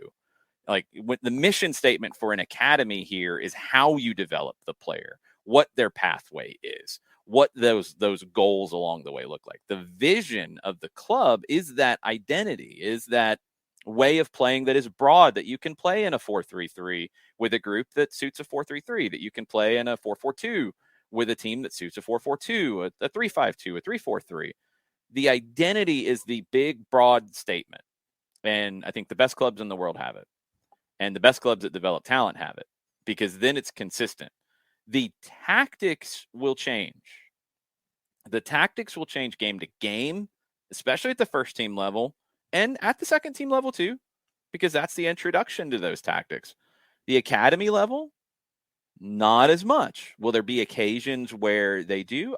Of course there will, because you are introducing tactics. But go back and watch the U15s from Generation Adidas against Valencia. The tactic there, if you are only concerned with winning the game, would be to not try to play through Valencia's press, would be to bomb it forward, would be to try to use speed to get around the outside, and that's it. That doesn't benefit the kids from a developmental standpoint. And trying to play through that at that developmental standpoint, learning what works and what doesn't, learning from the mistakes, that's what's going to benefit the kids. And the tactics are more minimal the younger you go. The U12s, U13s, U14s, tactics are not really important. U15s, tactics are not really important. That's why you didn't see the U15s do something different. U17s, a little more tactical. Older kids, they can grasp some of those concepts.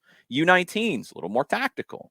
Twos, not as tactical as the first team will be, but there are more tactics. You will see Jack Collison's team play differently against certain teams. Not outside of the Atlanta United way, but you will see that. The first team, especially when you get late in the season and it is about winning this game to stay alive, it is about winning this game to move up, it is a U.S. Open Cup semifinal, tactics take the front of that because it's about survive, it's about advance, it's about win.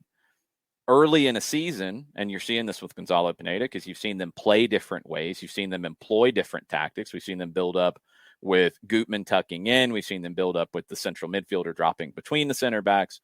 We've seen them build up using the goalkeeper a lot, not using the goalkeeper a lot. We've seen them try to exploit the flanks. We've seen them in this past game, Almada and Moreno tuck inside and create more of a box midfield. You've seen different things, but it fits into the Atlanta United prism. It fits into what Atlanta United is. When you get later in the season and you've worked through all of these things to broaden the tactical toolbox, then you can get into different things. So it's a fascinating one. Modiflow. I mean, it's something that would come up in those conversations with Glass and Annan, but I think Matt maybe like spelled out the identity from his perspective and his role really well and really clearly. And it's a lot, later in the process. So it probably is more clearly defined at this stage as to what kind of a player you're looking for, what kind of a tactical philosophy you want to lay a base for, you want to give. And when I say it that way, it's about, for Matt and for his coaches in the academy, it is about teaching all the things that then Jack will ask the players to do from a tactical perspective, and then all the things that Gonzalo will ask them to do. So you're not going to put tactics over philosophy for the U15s, but when you're teaching the U15s, you want to teach the wide players who could play as a fullback, who could play as a wingback, who could play as a winger. You want to teach them all the different things that Jack Collison will then ask them to do, that then Gonzalo Pineda will ask them to do in a training session. You're not going to sacrifice the long-term development for those tactics, but you're teaching, especially in those training sessions, all the different things you're going to ask that player in that position to do. Central midfielders, you're going to ask them to do the things as they get older. It's more broad early. It gets more specific the older they get and the higher up the ladder they go. So it was a lot of fun to talk to Matt for that long. Hopefully you guys enjoyed that interview. It was, I thought, really, really good at kind of capturing where the Atlanta United Academy is right now. And it is in a very, very good place. Soccer for Good OG in the timeline. Sometimes folks forget about the long time horizon, especially when short-term results aren't there. 6 years is a blip on the timeline. Let's see where things are in, say, 20 or 30 years if I live that long. Ha. Yeah, me too. It's when you're talking development, when you're talking academy, you are thinking that long time horizon. You are thinking way down the road, because you can't guarantee that every 10, 11-year-old that comes through to play for you U12s is going to be a pro. That nobody can do that. Nobody can 100% of the time see a 10-year-old and say, yep, that's a pro. Nope, that's not a pro. That's why you have all these different ways for that player to develop fully. And I think the aspects of what Matt said from a structural standpoint were really important. Having the relationships with the other clubs around town.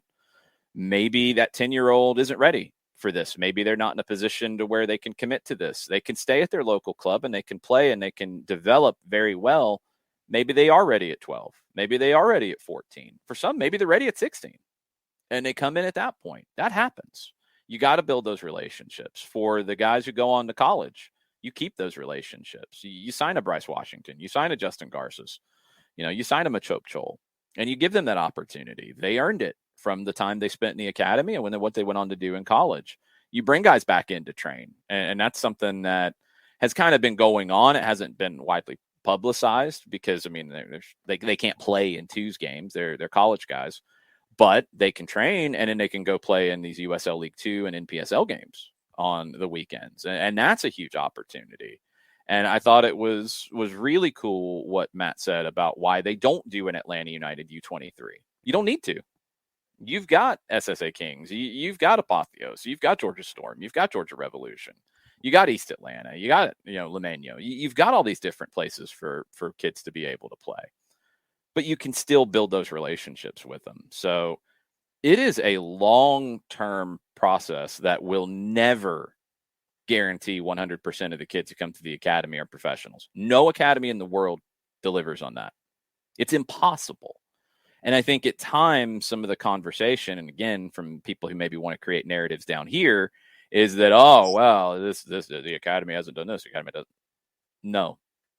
I just have to vehemently disagree with that mentality, because what they've done already in a very short period of time, it is a blip, as Soccer for Good OG said.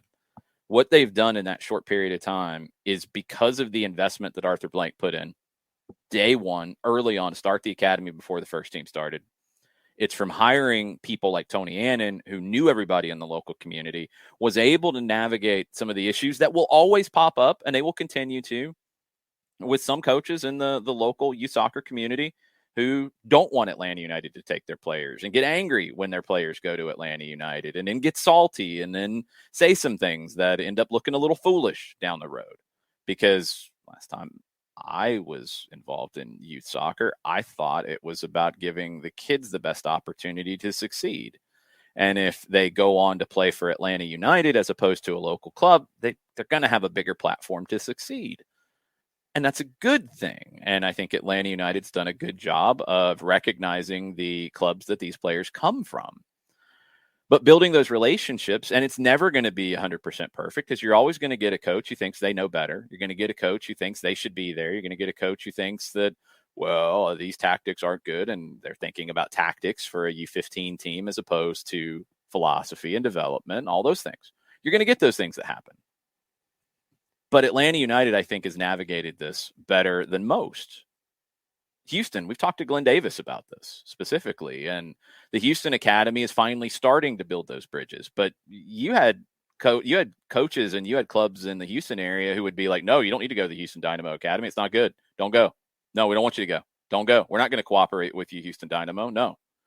And that stuff creates this feeling in the community that hurts the overall club and doesn't help the kids' development. And that's, if you're in the game, if you're in youth soccer, you should be in it for the right reasons. And the right reasons are not your paycheck. And the right reasons are not winning State Cup or winning whatever acronym league down here. There were 4 national championships last year. So there really wasn't a national champion. That's not why you should be in it. Obviously, you want to get paid. Of course, everybody does. No problem with that. But you should be in it for the kids. And the best coaches in any sport do that. And when opportunities come from a professional club that has more resources and can sign a player to a contract and can change a kid's life and can change a family's life and can give them that platform that George Bello had to now go play in the Bundesliga and play for the national team, there aren't youth clubs that can do that. That's not how they're structured. So I think the relationships that Atlanta United has built, while they will never be perfect because there will always be people who think they know more than the professional club in town, those relationships have been critical to the academy's success and creating the pathway for a George Bello, creating the pathway for now a Noah Cobb. It's just critical. And Matt has been a big part of that along the way. And now he's in the role leading it after Tony and others kind of laid the groundwork. And somebody will come in later. And Gonzalo, is very involved with the academy. Some coaches won't be quite as involved. It might be an assistant that's involved. That's why Rob Valentino is so important, because he's filled so many different roles with the club. And from a player development standpoint, he's very involved in those conversations between the ones, the twos, the academy. He knows who's coming. Noah Cobb coming in to train with the first team for 2 weeks before the Generation Adidas Cup. Everybody knows where Noah's at. And when you need to bring somebody to Montreal, you trust Noah. You bring him ready to go. If you need to call on him, he's going to play. If you don't, he's not. He's going to play for the twos. Like these things are all critical to giving you every opportunity to be successful. But like I said, you're never going to have 100% perfect relationships in your community. I think Atlanta United does a great job in having the great relationships that they do. You're never going to develop every single player who is in your academy into a professional. Nobody does that worldwide. It is about giving the kids every resource to be the best they can be. If that is going to play in college, that is going to play in college. They might come back to you as an academy player or as an academy coach. They might come back to you to join the organization at some point. They might earn a pro deal after that. They might not make it. They might leave the academy at some point. But you have to put a program together that makes them have every opportunity to reach every bit of their potential. And I think Atlanta United's done a great job of that. And I think Matt Lawrey and everything he's done and what he's doing now, leading it, is just a critical part of it. So it's exciting to have those conversations where you get the big, big, big picture of everything. There were a couple of other points in the interview that you had with Matt that I thought were really interesting. And it's stuff that we kind of know is there, but we don't think about until it's spoken. Mm-hmm. And I think that when Matt was getting into how everyone there with the academy has to be a mom, a dad, and a coach for these players, when all of those day-to-day questions that you're looking at, it's like, who's going to be captain today? Who's picking up the trash? Who's being there to help out your players? Who's there as the guy that's going to put the hand over the shoulder of the other players? Who's going to all of these other day-to-day things? I don't think that we necessarily think about. It was great to hear Matt talk about those as to what they're looking at on a day-to-day basis, and the value of a loss. And I think that was another really interesting part of this with Matt as well. It's like, and he gave the Pep Guardiola quote, tougher than it was when you lose, you can get more confidence. It's tougher when you're doing well, to paraphrase. But yeah, there's more teaching moments in losses sometimes than there are in wins. And yes, you want to win, but at the same time, when you do lose, you have those teaching moments as well that can help you just as much, if not more, going forward. And I thought that it was really interesting to hear about those kinds of moments with Matt, plus the celebration of the local soccer community as well, and how Atlanta United is wanting to embrace that and be a part of that as well. I thought that those are really interesting points that you and Matt brought up. Yeah. There's so many different things, because you see this a lot of times with the ones who do make it. It's not always the pure talent that gets there. They might be inconsistent. They might not be that person that you can trust on a road trip. It might be those situations. And that does make a difference between somebody who has a long career and somebody who has a short pro career, or has a pro career that goes to a lot of different places. You're looking for people who can play at a professional level. You're looking for people who can play with consistency at a professional level. The consistency is a big part of it, because you don't want a player who can be a 9 once a month, but is a 4 2 other times during the month, and might be a 5 or might be a 7 on a given day. you'd rather have somebody who's a consistent 7 than that, because you know what you're going to get out of that player. You put them into the game, you know what they're going to be able to do and what they're going to need some help doing. You want the consistency, you want the ability, and you want the mentality. And that kind of stuff is, where you've got to oversee these kids. You go on the road, they're not staying in the room with their mom and their dad on a tournament trip like you do in normal youth clubs. You're expected to act like a professional. You're going to be in a professional academy. You might be 14 or 15 with the U15 team at the Generation Adidas Cup. You're going to be expected to act like a professional because that's the academy you're in. So those things and the coaches and the work they put in, it is a lot of different hats they have to wear. And it's a critical part of it, because if you don't do those things, then when you do make the decision about signing somebody to a homegrown deal and committing resources to their increased development at that point, you might not have a complete picture of it. You might not know everything you need to know.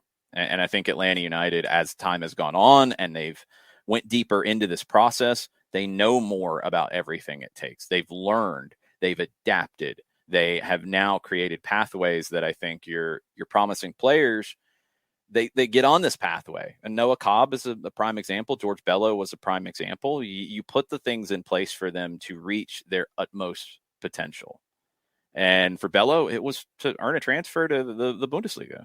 For Cobb, at 16, 15, it was to play for Atlanta United too. And then at 16 to earn a pro contract. And then next year he'll be part of the first team. And he's already been on an international trip with the first team too now, if you want to include Montreal. But he was on the training trip to Guadalajara.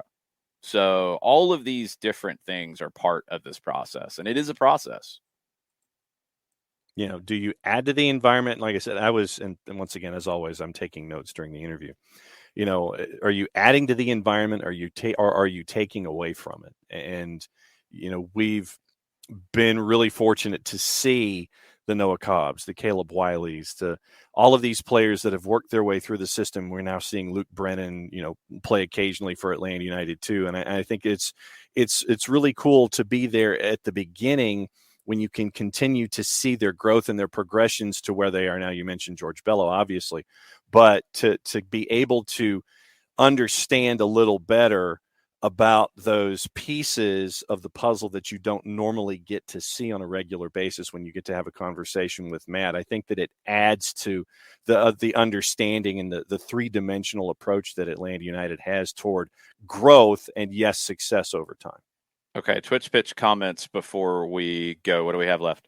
Burned. I agree that the academy is important, and I think Atlanta is doing everything right. But in the end, it comes down to the quality of the youth coaching in the entire region, because nobody knows if a 10-year-old will work out. So you need all the kids in the entire pyramid to receive competent coaching. That's where the real jump happens. Of course. And Atlanta United's done a good job, and Tony Annan's talked about this with us with coaching education for all those other clubs. Directors come to training sessions with Atlanta's academy. Directors come to training sessions from a director perspective, from a coaching perspective, and it's open for them to learn from how Atlanta United does things and how they would like things to be done.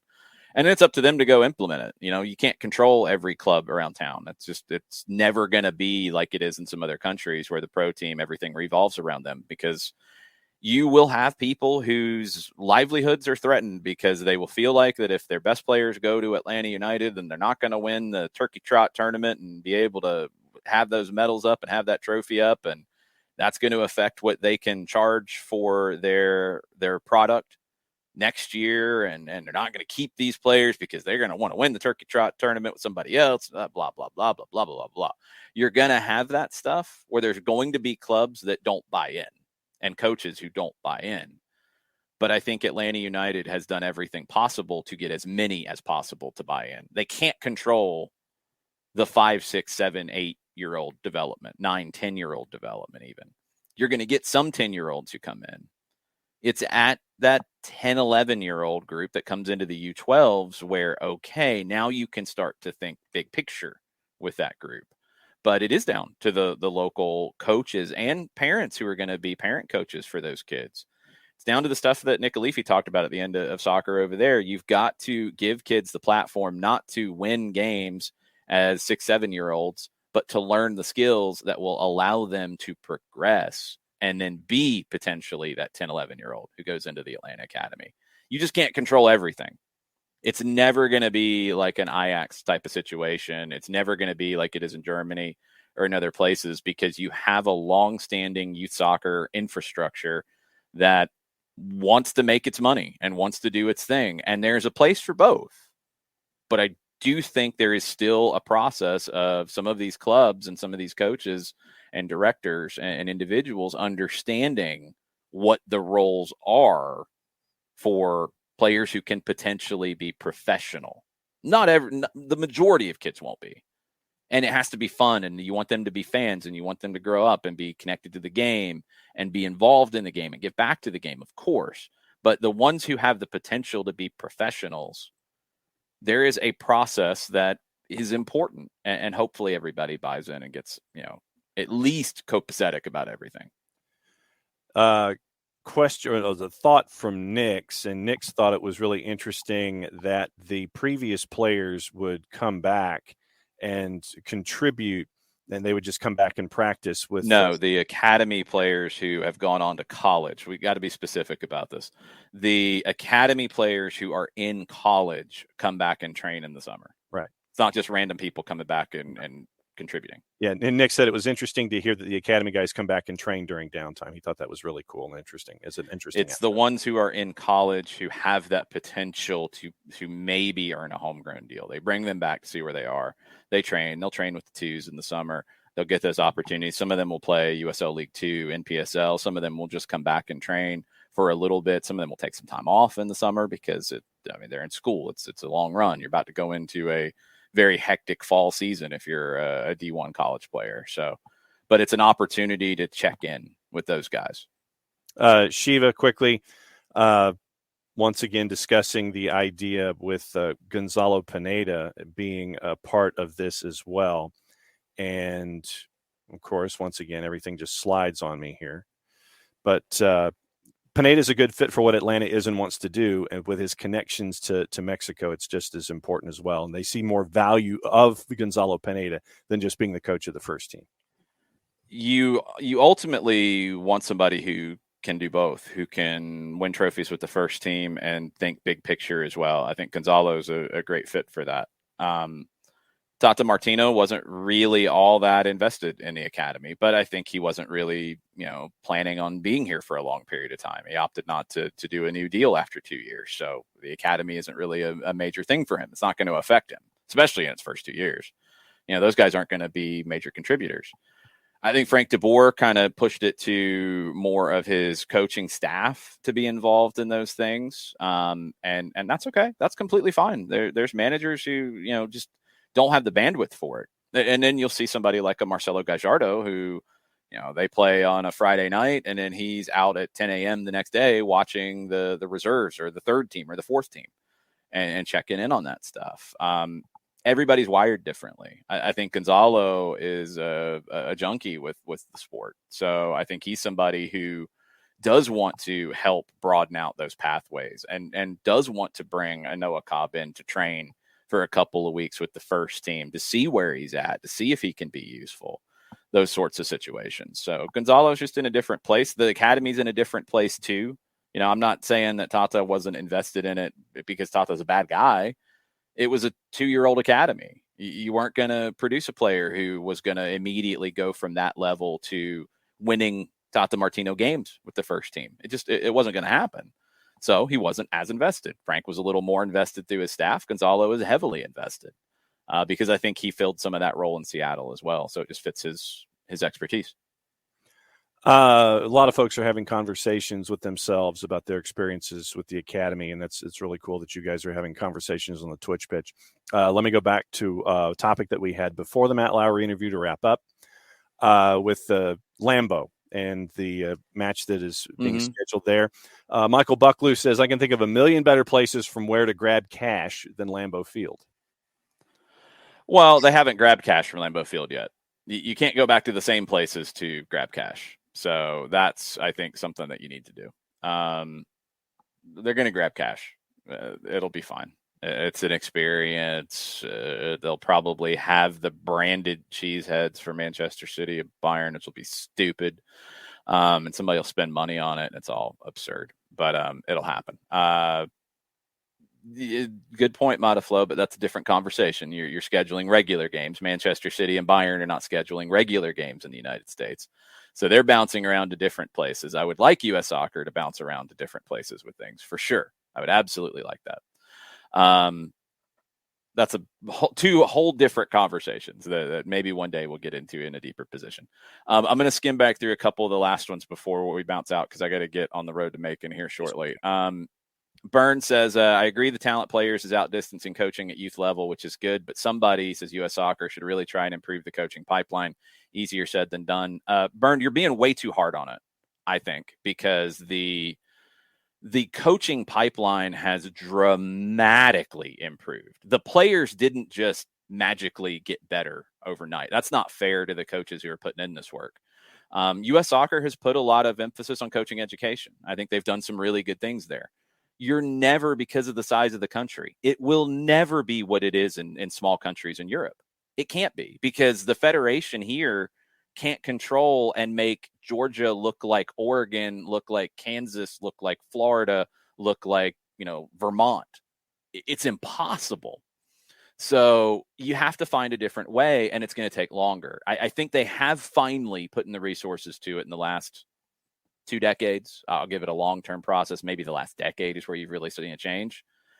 And I have seen it from youth games to NPSL games to USL games to high school games to all of it. The level of play has jumped so much in the last 10 years, so much in the last 5 years. The high school games that I saw this season versus the high school state championships I did in 2017 and 18, night and day in terms of the soccer IQ, in terms of the level, in terms of all of it. And that's further down the ladder. So the coaching has improved a lot. I want to give them their credit. You can always get better, though. And you can't let up if you're U.S. Soccer. You can't say, oh, we've done our job, so let's back off of coaching education. No, you have to continually invest more. You don't see like universities say like, okay, we're shutting up shop. We've educated people. Closing the doors. Bye. No, you got to keep doing it. And I think you got to do that here. But they have made big strides. And look, ultimately, like, people have to buy into it too. And the biggest change in American soccer in the last 20 years is now you have professional pathways. And the youth clubs that are, 30, 40 years old, they didn't have that before. Some of them have embraced the new normal, and some of them hate the new normal because they get mad because their best players leave them. And some of them are outdated, and some of them measure their quality on winning medals and winning trophies, and some of them don't. You got to continue to convince them, and you got to continue to put the education out there. But I think U.S. Soccer has actually done a great job in coaching education. They need to do a better job in Spanish. They need to do a better job in other languages. They need to do a better job of bringing more coaches from outside the mainstream into the mainstream. They need to continue to identify great coaches and bring them through the U.S. soccer process. And I'm talking like youth national teams and that kind of thing, which is what every federation in the world has to do. So, yeah. And Burn says, I've seen some absolutely fantastic youth coaches, places you wouldn't believe. Best coach team my kid played this season was from Mississippi. Yeah, it's everywhere. And it's gotten so much better than it used to be. That doesn't mean it's perfect. So keep going. Keep going if you're U.S. soccer. And along the way, commit the same resources to referees while you're at it. Turner asking what classification games I'm calling. I don't have 7A girls. That's going to be Mooneyham and Hanover over at McEacher. And I've got single A public. I'm off tomorrow because I'm doing the twos. I've got 4A and 6A down at Mercer. So those are the games I have tonight on NFHS. It is Commerce versus Social Circle on the girls side. Both teams 22-1. Both teams scored 177 goals this season. The loss for each team was to the other one. Yep. So it'll be a great match. I'm really looking forward to that. And on the boys' side, Drew Charter against Dalton Academy. That's the games tonight. Last couple ones. Storm Chaser Kevin says players and talent outdistance coaching right now. I disagree. I think across the board, the players and talent It's not coming out of a vacuum. You have players who are more exposed to the game than ever before because there's more games on TV. You're going to learn those things intrinsically. Yes, absolutely. But the coaches have absolutely improved. Do you need to continue to have more great coaches? Yes, because you have more players. So, like, it's not fair to say the coaching hasn't improved or the coaching's not good. I disagree with that. But you have more kids playing. You need more coaches, just like you need more referees. And when you're bringing new people in, you've got to build them up and you've got to teach. And the clubs have to invest in the development, just like U.S. Soccer has to develop in it. Lots of stuff.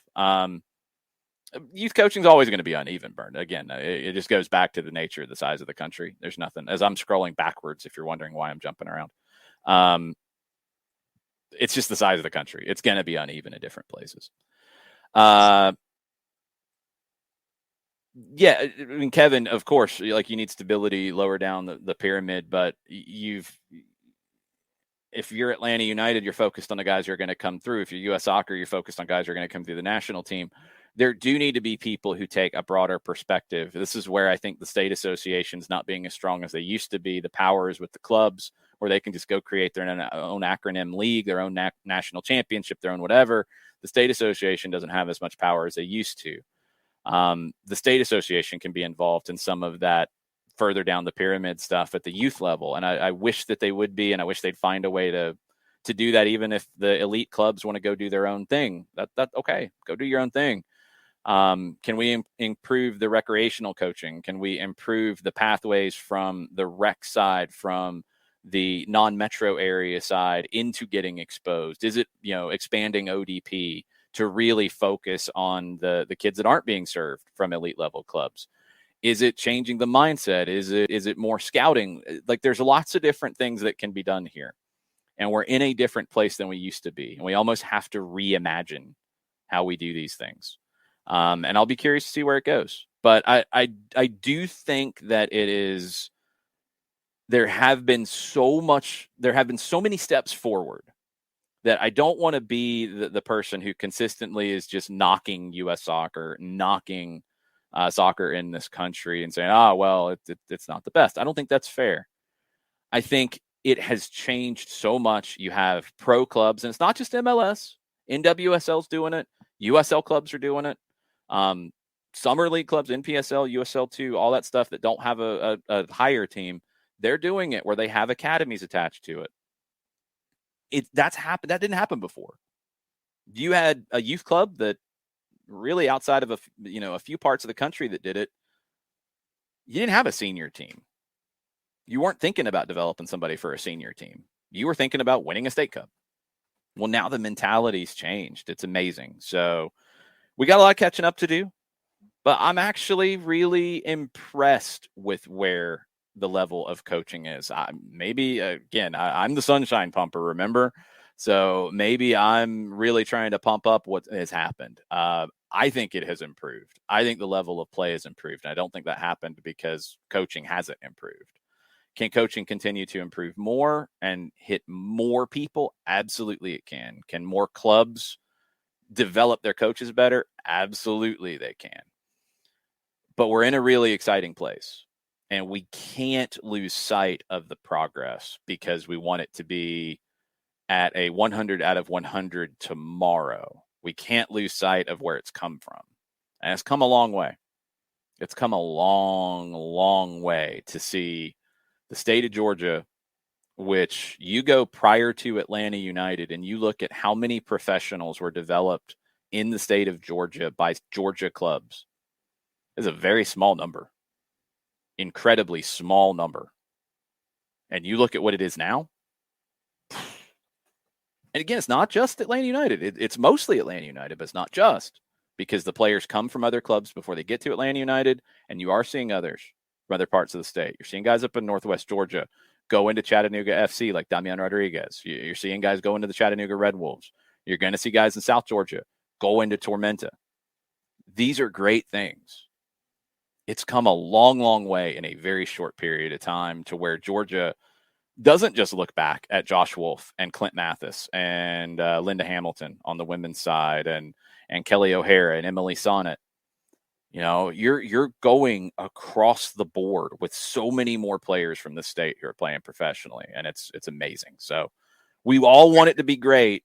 We all want it to be great all the time. We all want it to be the best in the world.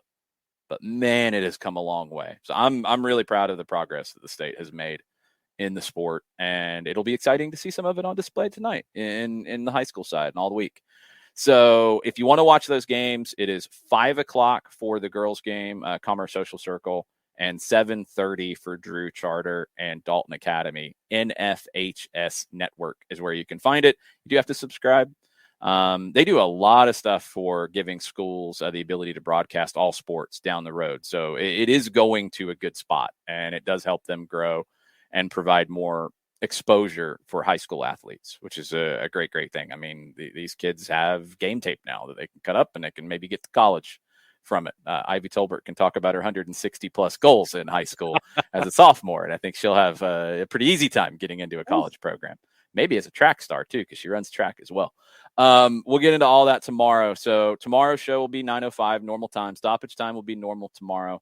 Hopefully the shows will be normal times this week, but please do give me a little bit of consideration if we might start at like a 9:30 one week, or maybe at 10 o'clock as we get later into the week with all these games piling up. But we will try to be on a normal side of things. So, Bern, I do agree schools can be the answer, and I think you're seeing U.S. Soccer and others actually start to look at what they can do in schools more. So there's a lot of people on that same wavelength, and it is something that you can use to supplement what's going on in clubs.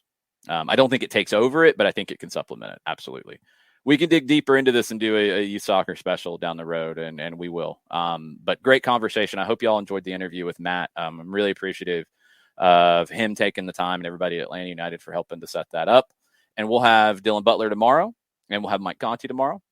And we will get ready for the twos. We will get ready for Atlanta hosting Chicago this week. And we'll talk about the MLS weekend that was with Dylan. So y'all have a good rest of the week, rest of the day, maybe rest of the week, because who knows if I'm going to see you again this week. And we'll see you later. Mucho platiel. Mucho platiel.